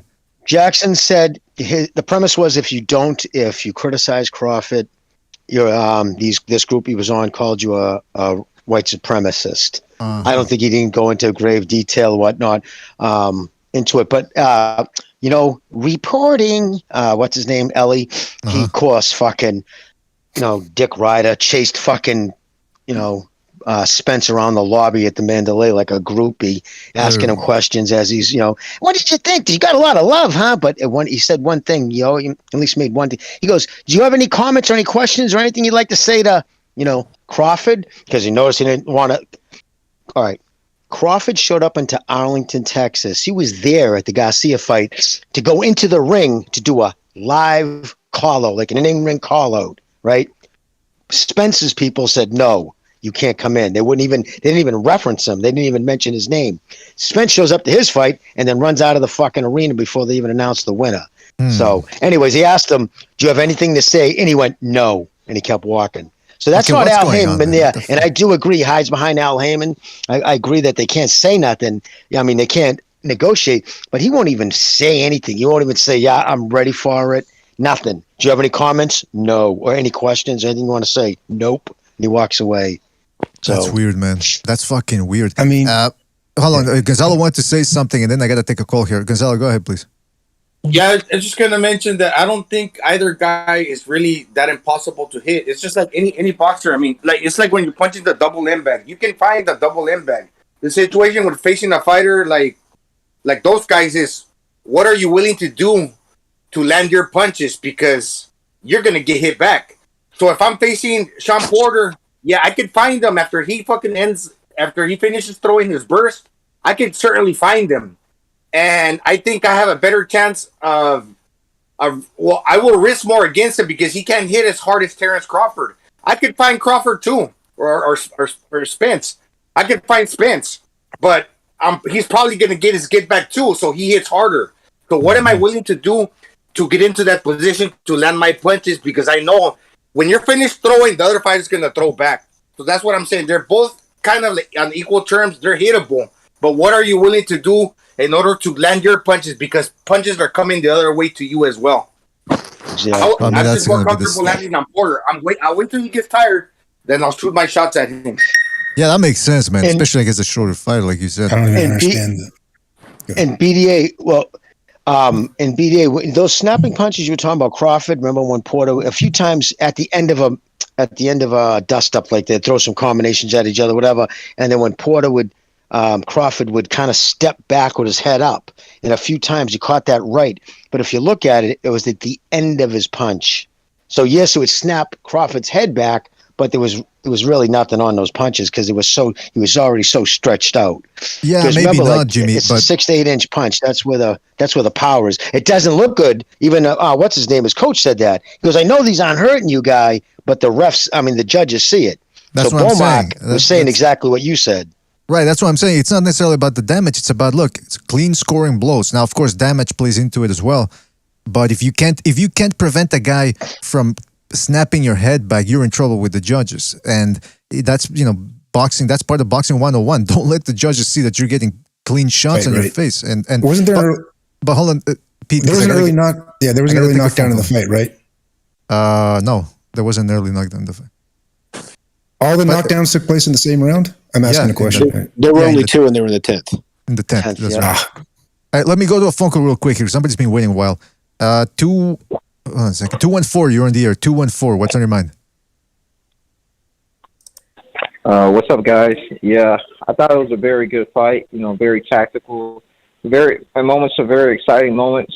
And yeah, Crawford, man, that dude's pretty athletic. The way he pivots around, his check hooks are really good. His uppercuts are good. But yeah, Porter was making him look bad for the first couple of rounds. Yeah, man. I mean, but it's again, at the same time, it's Sean Porter, but you still expect a little bit more. Who did you pick for the fight, by the way, caller? I picked Terry Crawford was going to win by decision. Decision. Okay. And who do you want to see Crawford fight next? Of course, I wanted to fight Errol Spence because if Sean Porter's retiring, Dan Garcia, he says he's going up to 154. I don't think he's going to amount to much over there because those guys are taller than him, longer than him, and they can box. And he doesn't. And his feet are so slow. He's going to have to close the gap. He's going to have to do all types of things that I don't think he's willing to do. Slip under punches and counter. I don't think he's willing to do all those things. Mm-hmm. So, and all that's left is really Ugas. Ugas, we don't know what's going to happen with him in the WBA. He might get stripped. We don't know. And so it's only straight ahead Spence. You know, if he said he could come back in February, so why not fight Crawford? Good point, man. Good point. Hopefully it happens. But like, I got some criticism for Sean Porter. You know, Sean Porter, he criticized Jorge Linares. He said that he could have got Devin Haney out of there because he was dancing and stuff when Devin Haney was hurt. And I saw that if Sean Porter has the energy to hit to punch the canvas, he got the energy to keep boxing a little bit, in my opinion. Well. That's why, maybe fighters should hold their tongue a little bit because you never know what's going to come back for them next. All right, well, listen, caller, thank you for your call. Exactly. We'll catch you in the next one, all right, man? Take it easy. All right. Hey, by the way, people are saying that Terence Crawford badmouthed Bob Arum. What was that all about? What did he say? Anyone know? In the end, he kind of said, I couldn't get the Spence fight with him, so... To paraphrase, I might be able to get the fight without him. Oh. Again, that's a paraphrase. That wasn't an exact quote, but he made it sound like last night's his last fight with Top Rank. He had no hints on where or what he thought he was going to do next.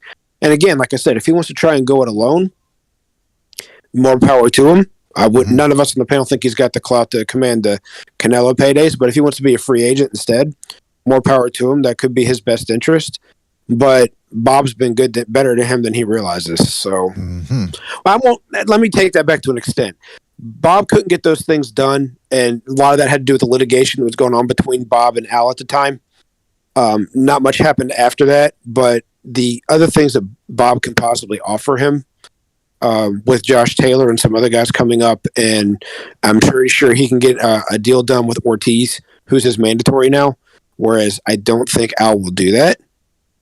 That's kind of where I'm going with this one. That Bob's been good to him, and Bob can still get some stuff done. Right. He needs to make something big happen in his career because he's 34, and time flies. These next 2 years, just like we've seen in the last two, it just goes by so quick that 2 years from now he'll be 36. So right around now, he needs to make something big occur in his career. And can I say just about the thing with Bob? Like, it'd be one thing to blame Bob for him not having fights if it was just Terrence. Al isn't matching his guys with anybody. Remember, Davis is fighting fucking Cruz on a pay-per-view because he doesn't do outhouse fights. He doesn't promote. I mean, do you guys realize how huge that was? That there wasn't even in a PBC insignia on the backdrop? They had nothing whatsoever to do with that fight last night. Nothing. That's shocking to me. Maybe that's why it went so well. No, but listen. Listen. To a certain extent, this Terence Crawford versus with Bob Arum thing has really been bizarre because, like Chief said, he made a decent living this past 3 years fighting guys that weren't the best. Now, Bob Arum is not perfect. I mean, Top Rank ain't perfect, but they are considered the best when it comes to bringing up fighters. And I think to a certain extent that the Crawford situation proves that, doesn't it? The fact that he was able to make such a great living without fighting. 3.5 million. Yeah, 3.5 million guaranteed BDA at an empty place. I mean, when he fought fucking Brook, that place was empty. It was the COVID restrictions. Mm-hmm. And remember, at that point, it wasn't, will Crawford leave Bob? Bob was so pissed at him for not taking a haircut that he was ready to walk away from him. Like, it was both ways. Remember Bob came home and started bad-mouthing Crawford, too? He was really pissed at. So I think and then he did resign, but he did give him a big raise. Put it this way, he's not going to get those guarantees from fucking Heyman. That means everything's got to go to pay-per-view. Does he have the chomps, the personality, the gusto to, go out and create these big paydays? I don't think so. Well, that's the thing. Like Steve Kim says, the guy Crawford doesn't even like going out and promoting things. He's like, he just mumbles his way through interviews. There's something to that. Somebody once said that the fighter has to take a little bit of responsibility in promoting himself. Now, I don't know how real that is or not, but they're bigger personalities like Ali, like Leonard, like De La Hoya, and so on and so forth.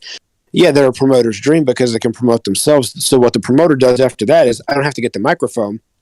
So I'll set up the press conferences and the tours, and I'll, schedule the dates and everything else. That's what a promoter's job is to do. They don't have to try and build the fighter into something bigger. Don King was really good at that because he could try and convince you that, Keith Holmes and William Joppy were great middleweights, and if we pulled them in a tournament with Hopkins and Trinidad, well, we've got a barn burner now. Come on, nobody believed that those guys were great fighters, and we still don't. But he knew how to try and sell the event and everything else. Bob can do that at times, but Bob's more about the business side of making sure the event's going good, the press conferences are set, all these kind of things. He's almost more like a manager than a promoter, from what I see on the outside.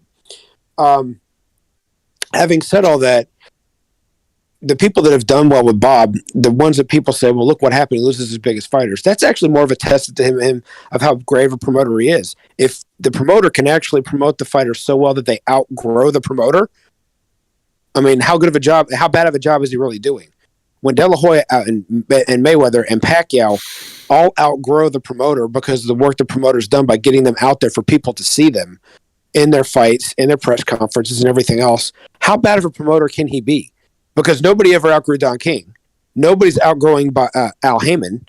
Nobody outgrew the Arums. I mean, the Duvas. So how bad of a promoter can he be if their biggest stars left him because he promoted them so big they outgrew him? Interesting point. And when in his biggest stars, like Oscar did it, he left him on good terms. They fought later, but because he started Golden Boy, like he was starting his own promotional company. Like Mayweather, but a lot of those guys will, like you said, he's brought him along from prospect to pay-per-view status, whereas Al Heyman has to go and get Canelo and Pacquiao. Pacquiao didn't leave Bob. Bob fired Pacquiao. Let him go. You know who's outgrown everybody? And there's a telltale sign that steady money is pretty good for Crawford. Bomac. Bomac looks like he ate Bomac. He's looking twice the size he used to be. He's a black boo boy. Yeah, he's a black boo boy. Hypertension. Yeah, this dude, I mean, geez, you're spending that much time in the gym. How about you hit the treadmill for a couple of minutes, just, so you don't look like Grimace. But look, the Are other we thing... really going to fat shame now? Well, listen, what do you expect from this show? I'm a real big guy, dude. I'm 200 pounds overweight right now. I'm just kidding. He looks like Grimace, like for Mickey D's, that purple monster. Yeah, man. Grimace the purple monster. There you go. He looks like a kid. He looks like a giant kidney. All right, listen, let's go to 254 here. We still got some phone calls. 254, you're on the air. 254, what's on your mind? What's up, guys? You guys hear me? Yeah, we can hear you, man. What's up, buddy? You know who this is, right? Is this Gypsy? Yeah. Oh, Gypsy. I'm calling in. What's up, man? Oh, he just and keep hung up. What the fuck? All right, Gypsy, I didn't hang up on you. I think you hung up, or I think the line dropped. Fuck. All right. Well, listen, in any event, look, I'm tired for some reason. I don't know why. My timing's off today. But what was I gonna say? Next week, fucking Lopez is fighting. All right. We had the Andrade. Nobody wants to talk about him. I guess, like I said, we just keep our eye on Crawford, see what happens, right? There's that submarine again. Yeah, that's I know that's Pete, man, in the background. It's my phone. It's his phone. How many phones do you got for Pete's sake? He got hurt right there, like right around the third round or something. Did you see that? BDA, Jimmy, you guys? I thought he got hurt by Porter. He started doing the same things that he always does, sticking the tongue out. Yeah, like that. Yeah, I think he got stunned there. I think he also got stunned in the 8th, I believe. 8th or 9th round, maybe. But I know he got... Well, there's stunned and then there's hurt, too. Like, yeah, he felt it. He did, yeah, a lot of guys will react, will stick a tongue out. They're like, it didn't hurt me, which is a stupid thing to do because it tells you that it hurt. Exactly. Or it was a good punch. I didn't see his legs wobble or buckle. No, yeah, this is the wrong word, but yeah, he did get stunned, I believe. Yeah, I think he felt it for sure. He definitely felt it. Oh, yeah, no, he definitely felt it. I mean, Porter's he's a powerhouse. I mean, he's built. I mean, he's going to catch you at the punch. He's going to feel it, but he doesn't have concussive power. In the same token, neither does Spence. I will never believe he has world-class power when you can go all 12 against the fucking chubby kid who's a career super featherweight who threw more punches at the ceiling than he did his opponent. That's right. It's like Timothy Bradley, right? He didn't hit like soft enough where you could just walk right through him. He hit hard enough not to knock you out, but to keep you honest. So the punch is still counting you. It's against lesser still opposition, yeah. hurting you. And that's why the reason talking about Crawford getting clipped, you know, he when he starts hooking off with you, he has his chin up in the air. And when he comes forward, when he goes for it, comes on the attack, he really has his chin up exposed. It's really the most vulnerable time for him. So like you seen Gamboa clip him on the way in. And I know he laughs it off and everything and sticks his tongue out, but like you're gonna get cute, go southpaw, try to walk him into a punch. No check hook. Never a check hook. Always just either a big straight left hand or a left hand uppercut. And can't connect it to the head, you start throwing it at the body. Well, the punch that ended the fight was the right hand. It was a right cross. I mean, so in other words, that's why when Porter's dad stopped it, people were like, what the fuck? Because, I mean, when, let's say Crawford had finished him. Well, two things. Number one, he was going to finish him. Well, then let him finish him then.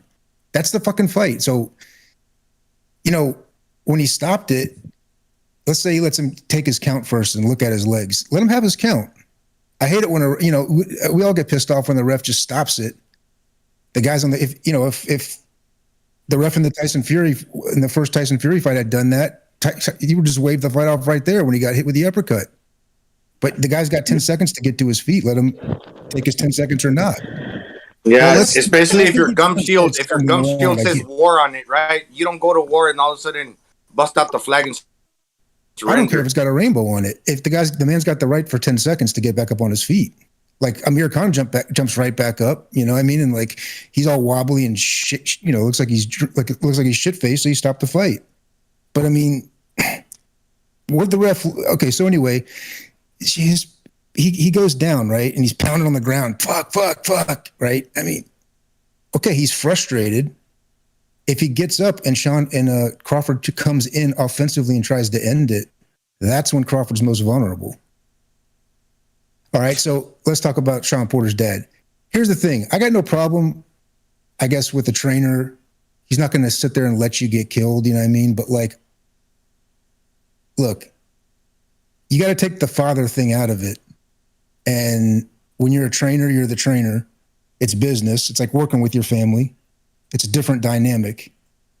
It doesn't mean that it's a bad thing. It just means that you got to take the father-son thing out of it or the brother thing out of it and just focus on the business. So when he stopped the fight prematurely, you're thinking, damn, he just pulled the fucking trigger too soon. He just jumped the gun and he doesn't want to walk it back and admit it.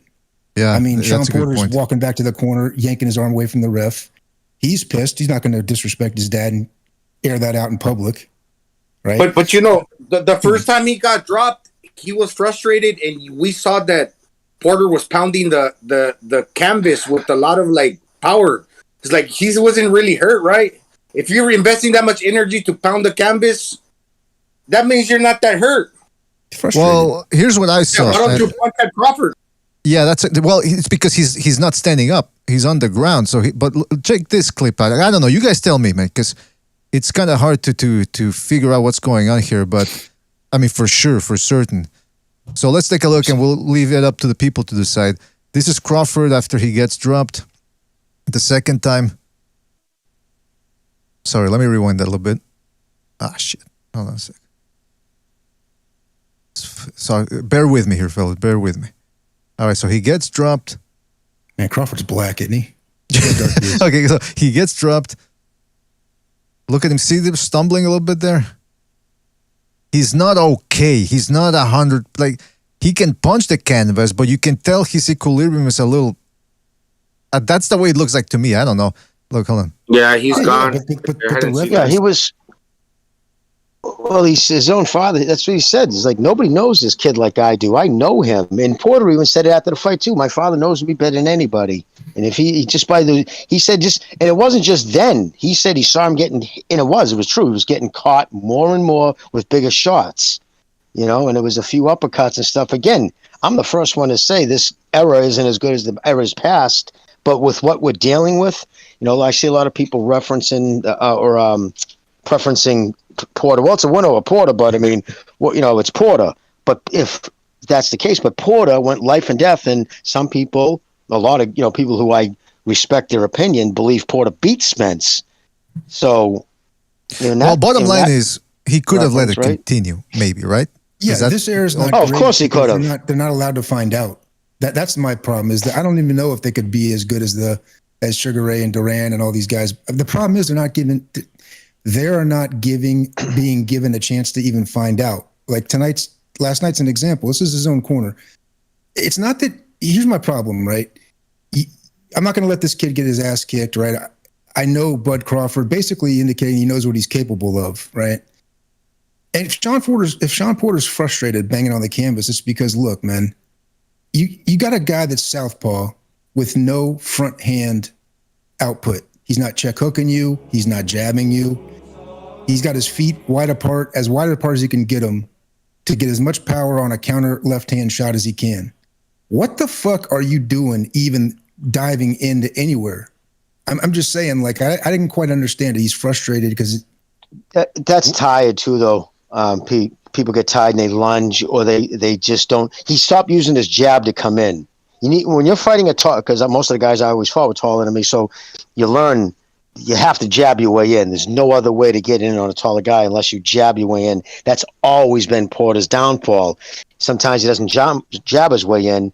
I mean, did you see the old videos of him when he was a little kid? His father used to put him in a stance, a sprinter stance. You know, you put your feet in the blocks, you put your butt up in the air, and they shoot the gun off. That's he used to get down and get in that stance and run across the ring and just overwhelm people. So he's been doing that since he literally 6-7 years old. That's what he's been doing. Jesus. So, listen, that's another thing.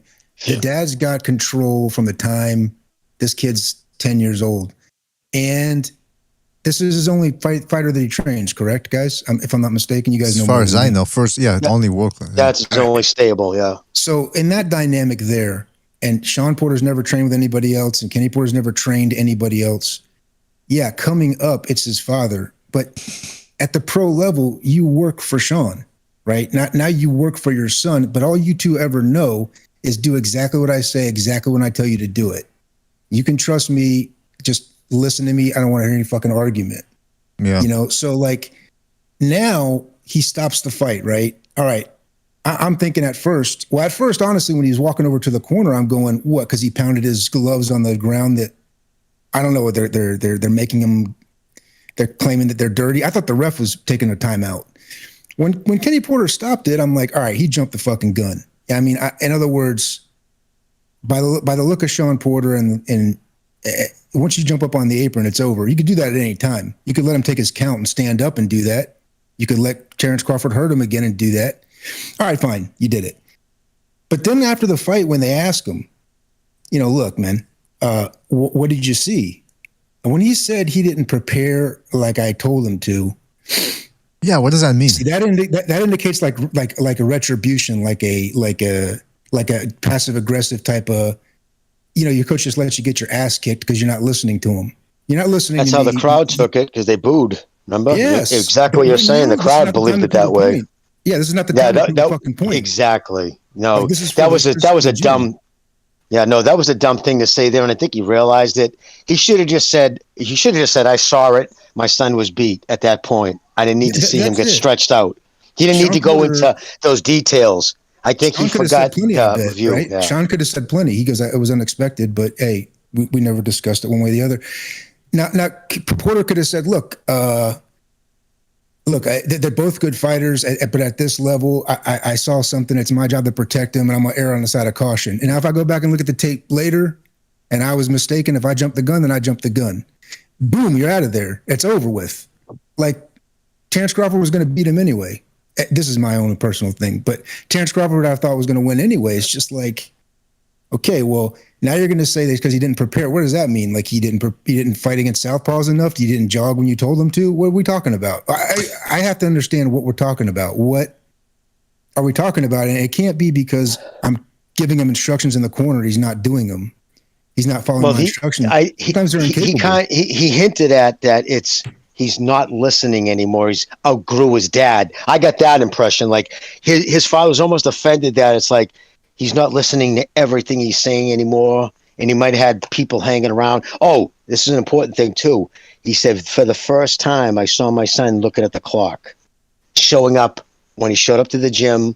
He'd look at the clock. Okay, what time are we leaving? Like he was already waiting, couldn't wait to get out of the gym. And he said that to me was a huge tell. Man, at the end of the day, he did pretty well for a guy that wasn't really 100% into it. Because, man, he was giving Crawford the business. Gonzalo, let me just real quick. Oh, okay, yeah, just because I got Gypsy. Hold on a second. Oh, and okay, hold on. What's going on here? All right, we've got shout out to Paper Tiger for his contribution with the super chat. Says, stiff legs are a part of the sport, so what? Yeah, but I mean, I guess people are saying that the dynamic is the father-son fighter dynamic, and that he didn't want to risk his son a third fight. But again, some of the things that Kenny Porter said after the fight is it's bizarre, man. Shout out to Amak PvP says, in one of the rounds, Kenny told Sean to move left, and Sean was moving to his right. I might have said that backwards, but you get what I mean. Yeah, I know what you mean, Amak. First of all, thank you for your contribution. And yeah, he told Sean Porter to get away from the left hand. That is Crawford's rear hand, because Crawford was fighting southpaw. So Sean was moving towards the power shot as opposed to moving towards the lead hand. And I mean, I don't know, man. Those guys, I don't know what's going on there. But real quick, let's go to who we got here. Track stance. I'm just thinking about that and laughing. Some people remember on Zoolander, I can't turn left. Some guys have a hard time spinning in one direction, turning to one direction. He doesn't pivot. 2-5 or pivot guys, at all. I gotta take the phone call. Sorry. I gotta take the phone call. Yeah, 254. You're on the air. 254. What's on your mind? What's up, guys? How you guys doing? Oh, calling back there, GP. Sorry, Don't I drop hung off up on you. Yeah, man, that's very disrespectful. But I'll let it slide. Go ahead. What's on your mind, man? Man, it was a great fight. Yesterday, it was pretty exciting. I mean, from the first round all the way to the last round where Porter got stopped. I said 9-10. I picked 9 instead. But shout out to Gonzalo. He's Nostradamus. He gets it on point, exactly on the dot, man. That's crazy good. Anyways, what the stoppage, you guys were talking about the stoppage, man. The stoppage was on point. As soon as he got dropped the first time, I was like, watch the second one. It's going to happen because Terrence Crawford is a great, probably the best finisher in boxing. He's probably the best. He's probably better than Canelo because of how he puts the pressure on, and especially at 147 for his division, 147, he's just a powerhouse, bro. His punches are what Porter was able to take was already surprising to me. Like some of these rounds, and like I think it was the second round.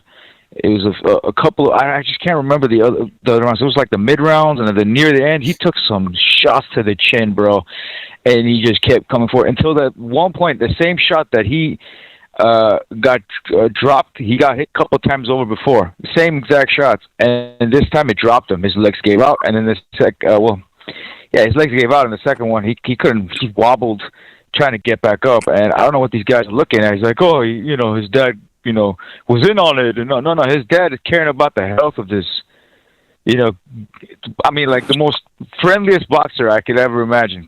Sean Porter, bro. Like, he's the most coolest cat you could ever, like, imagine. I don't want that guy to get hurt, man. Literally, I do not want that guy to be crippled or anything like that. Especially his own best friend is doing that to him. That's just horrible. I don't want to see that. I would not want to see that. That was a good stoppage. It was on point. And you guys, they got to stop watching Precise with these ridiculous fucking conspiracies. All right. Let's not get into that. I think I need to... No, I know. I need to point out that... I got to put that out there. I need to repeat what I said in the last show. I talked to Precise. We're all good. So if you guys want to troll him on his own channel or whatever, I mean, he'll just block you. But you go ahead and do that over there. But over here, I don't want to... We're past that, man. No, I'm not even trolling that dude, bro. Like, I would, like, every now and then, like once in blue moon, like once a year, I would like check on this fool and his retarded shit. All right. And I'll laugh my ass off and turn it back off. I'm sorry. Let's not go backwards. I went across the line. Let's not go backwards.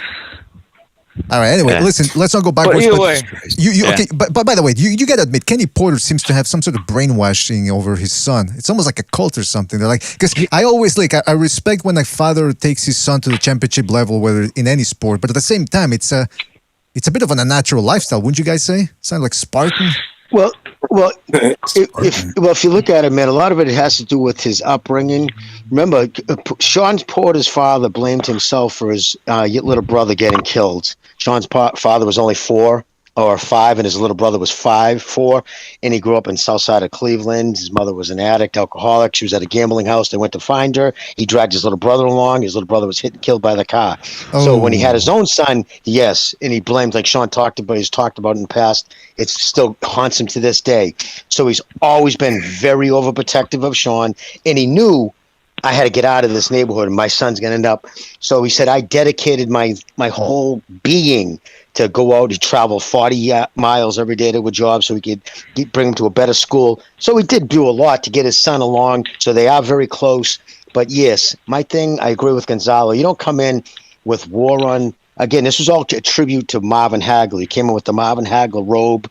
Like Marvin, you would never seen one of the Petrocelli brothers coming in with a fucking throwing in a towel because Marvin went down a second time. That wouldn't happen. You know what I'm saying? Like it's just. Can I say something? Yes, Gypsy, go ahead. Jimmy, sorry to cut you off. Bro, like he came in with the warrior, like a military standard with his son. Like he came in like strict, like that. I mean, I respect that. You need to have that. I know it was kind of crossing the line. He probably realized that when he said that, like, he wasn't prepared or whatever. And I know that mentality is because he could have done better. We could have went a little bit more, and he would have probably went the distance and probably, who knows, miraculously get the W. I don't think that's going to happen. But either way, I respect that. But I think he was still in that mindset even after the, like I feel like he's got a military background. If I could be probably wrong, but the way he like trains his kid, like that's got to be like Army or some kind of Marines or something like that. I don't know. Well, I mean, look, it has to be one of the two. At the end of the day, it paid off in terms of results, right? Because Porter did become a very good fighter.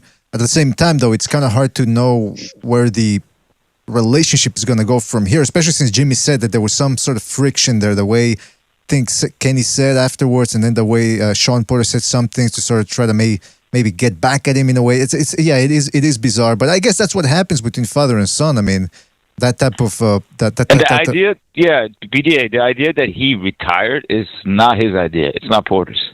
It's his father's. Yeah, I guarantee you. That's how much of a control he has over his career.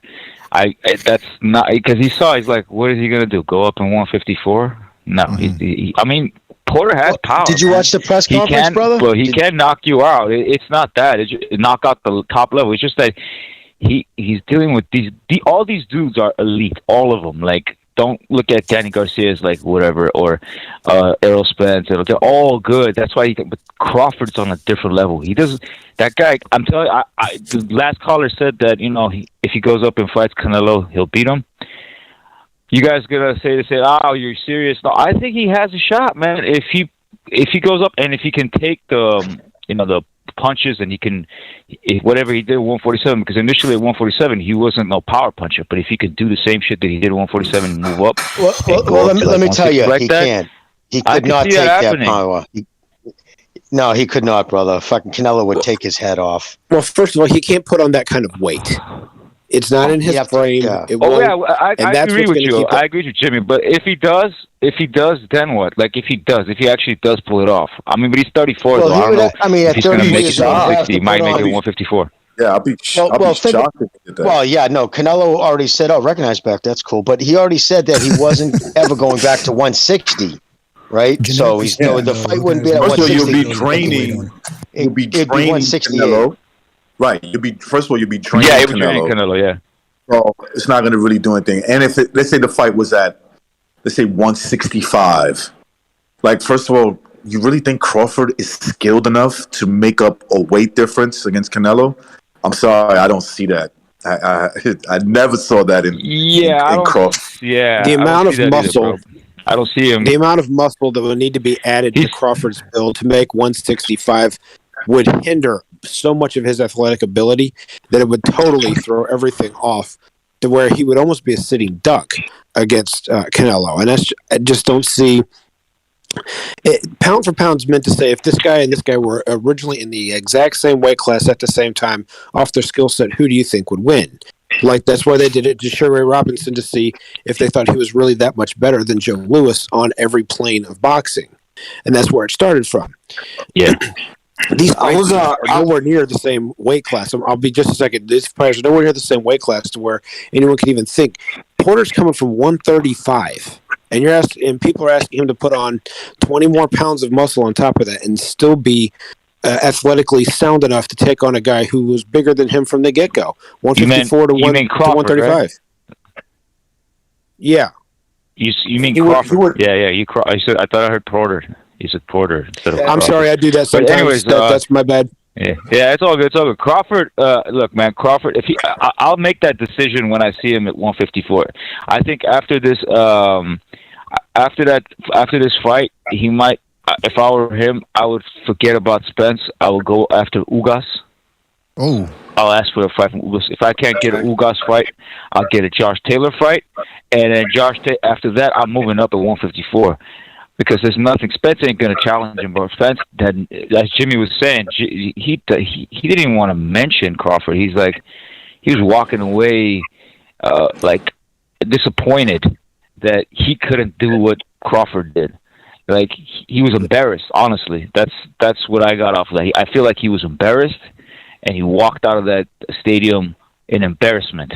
I think he was drunk too a little bit. A little bit on the sauce. Maybe that's why he had to go to the bathroom. Yeah, that guy's a drinker. You sit there in that arena for 3 hours in a row drinking. You got to get to the bathroom real quick before the lines fill up. Hey, real quick, stay on the line there, Gypsy. Stay on the line. I think we got Virtuoso calling in. I want to ask him about something. 929, you're on the air. 929, what's on your mind? What's up, BDA? Oh, is this Virtuoso? Yeah. What's up, man? Hey, I got to ask you, is there a real beef between you and Jackson, or? No, there's no real beef, man. He's just in his feelings. It's like yesterday he was on I was on live with Boxing Beats and Rhymes. I don't know if you heard of that channel. Sure, yeah. Yeah, man. We was having a discussion over, pound for pound, and then, it turned into a discussion about Mayweather and Pacquiao, and that's like his little source of discontent was that we were kind of accusing him of white bias, which we weren't.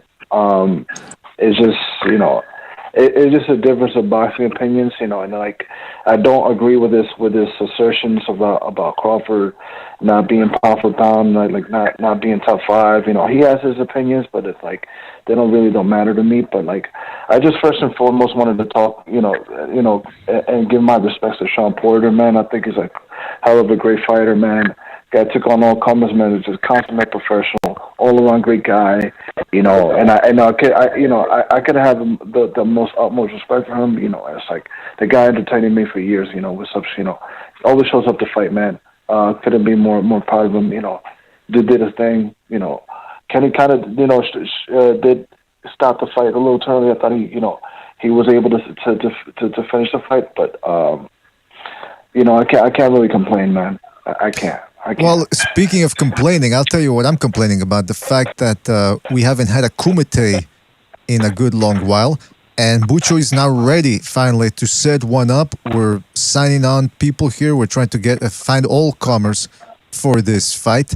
And I got to tell you, man, if you're willing, I don't know. Obviously, it's not a big thing between you and Jackson, but if we can make it into a big thing just for this, would you be willing, Virtuoso, to get into a little bit of Kumite? BDA trying to exploit drama. Why not, man? Why not? That's why I do. Virtuoso Captain. Listen. My response to that is talk to Al. Oh, come on. White power, dude. White power, Al Jolson? Come on, man. I'm with it, man. If he wants to, discuss, what his problem is, I don't. It has to do with him, like not liking Crawford. And that's him.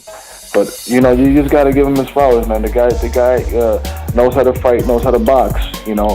I gave him the rounds, where I thought he was winning. Again, we have a difference of opinions. I mean, we have to call each other out on this shit, But Crawford to me is like top 3. I would say I would put him, behind Usyk and Canelo. Josh Taylor, he's right there too. He could be number 3. That's fine. But I kind of am disappointed that he is kind of leaving Top Rank, because I do want to see that fight more, than Crawford Spence. I just think there's just too much bickering between those two. I think there's too much diva shit, that I think really hurt the visibility, the exposure of the welterweight division this past, Well, I'll tell you what, man. I'll tell you what. We need to settle things. We can get to some conclusion here. So I believe the best way to get to a conclusion is Kumite. Jackson in the chat says, I was in my feelings. He started crying and kicked me off the show. I'm fine with it, Virtuoso. No, you're not fine with it, Jackson. You're not fine. And we're going to make things fine if you come to the Kumite this Wednesday. King Bucho setting it up. If you want, dude. My top 5 pound for pound is Usyk, Loma, Fury. Come on, man. Come on. Nakatani. And, Look it up, Ollie. White chocolate. Let me just explain what it is. So for those of you that don't know, those of you that don't know what a kumite is, it's a one-on-one debate. 2 men enter the arena, only one leaves. It can go all night. It can go for as long as it needs to. I believe. I think it's no holds barred. What's the debate about? You guys pick a topic on a debate and just keep going? Yeah, you need to. Yeah, we need to. That's why we need to do it from right now, man. Until Wednesday, find out what you guys disagree on, if you disagree, and we set up a little kumite between guys, and we have a little fun here. Yeah, oh, shit. Awesome. Sounds good to me. Right, Virtuoso, I was gonna say one thing before I bounce off. But hold on. I was gonna say Yeah, sure. Okay, go ahead. I need to get Virtuoso. Would you be willing to Virtuoso? Would you be willing to enter the kumite then? If my schedule is clear, I could go for it. If it's past 5, I usually work, in the daytime, but take the day off. I'll try to see if I can find the time, Take the day off. Tell him you need to be in the kumite. Dude. Yeah. I'm kidding. All right, Gypsy, go ahead, man. Yeah, I was gonna say, bro. Based on what I saw with Crawford and Porter, I'll watch that fight the second time, bro. That's how good that was. First of all, it was really very interesting. I was on my edge of my seat after the second round. The first round, it's like, oh, Porter, yeah, he's gonna let him do what he's got to do in the first round. Crawford, that is. And the second round was like, oh shit, this is an intense fight. But I'll watch it. That was a pretty good fight. And Crawford is what I was going to talk about. Pound for pound list. I had Canelo number 1 once he became one. Even before that, I still had Canelo number 1 even before he became undisputed. But I had one person that can beat him, and that's Bivol. But based on what I'm seeing of what I saw with Crawford in the Porter fight, I think skillfully, if they were all in the same division, my guys, Canelo, Bivol, even Usyk, you could put Usyk in there, you could put, who else you have? Inoue, if they were all in one division, Crawford beats them all. Oh, all right. He beats them all, man. His skill is on a different level, bro. Offensively, maybe defensively might not be so.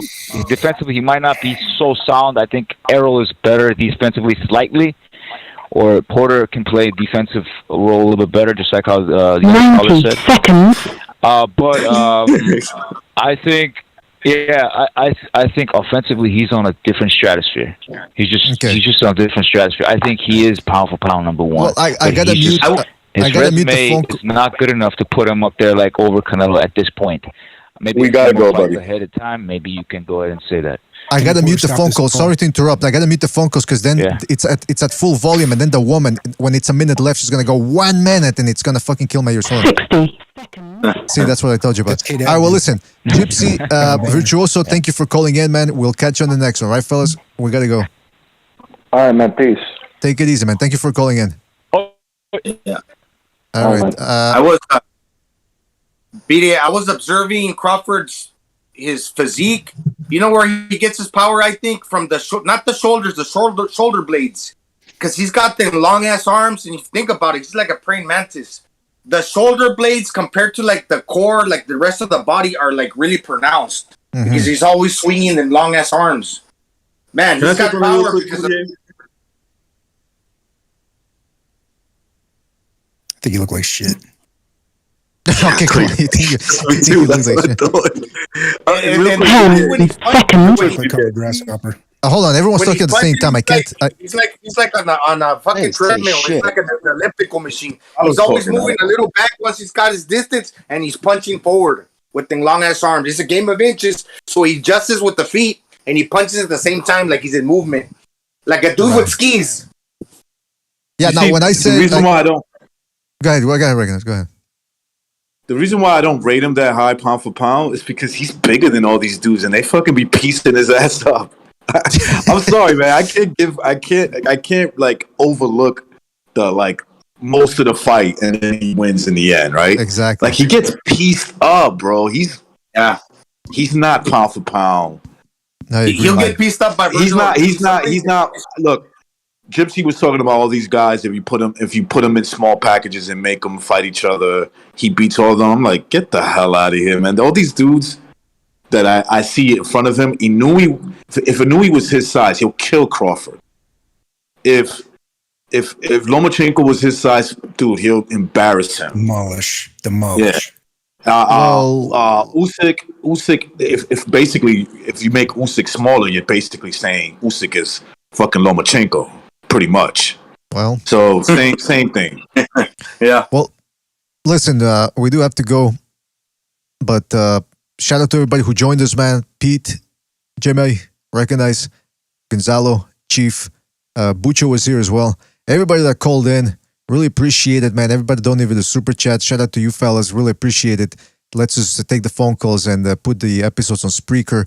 And to everybody in the chat as well, don't forget, man, Bucho says Kumite Wednesday, so we're going to be doing some sort of setup show, sign-up show rather, so that we can have people agree on what they want to debate.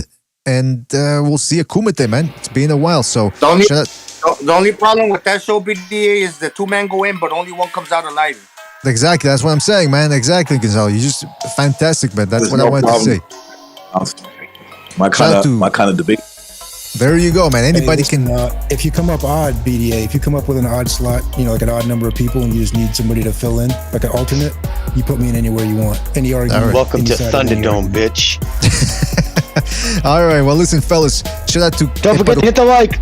Yes, hit the like. Thank you, Jimmy. Hit the like button on the way out, fellas. And subscribe if you haven't done so already. It really helps us out.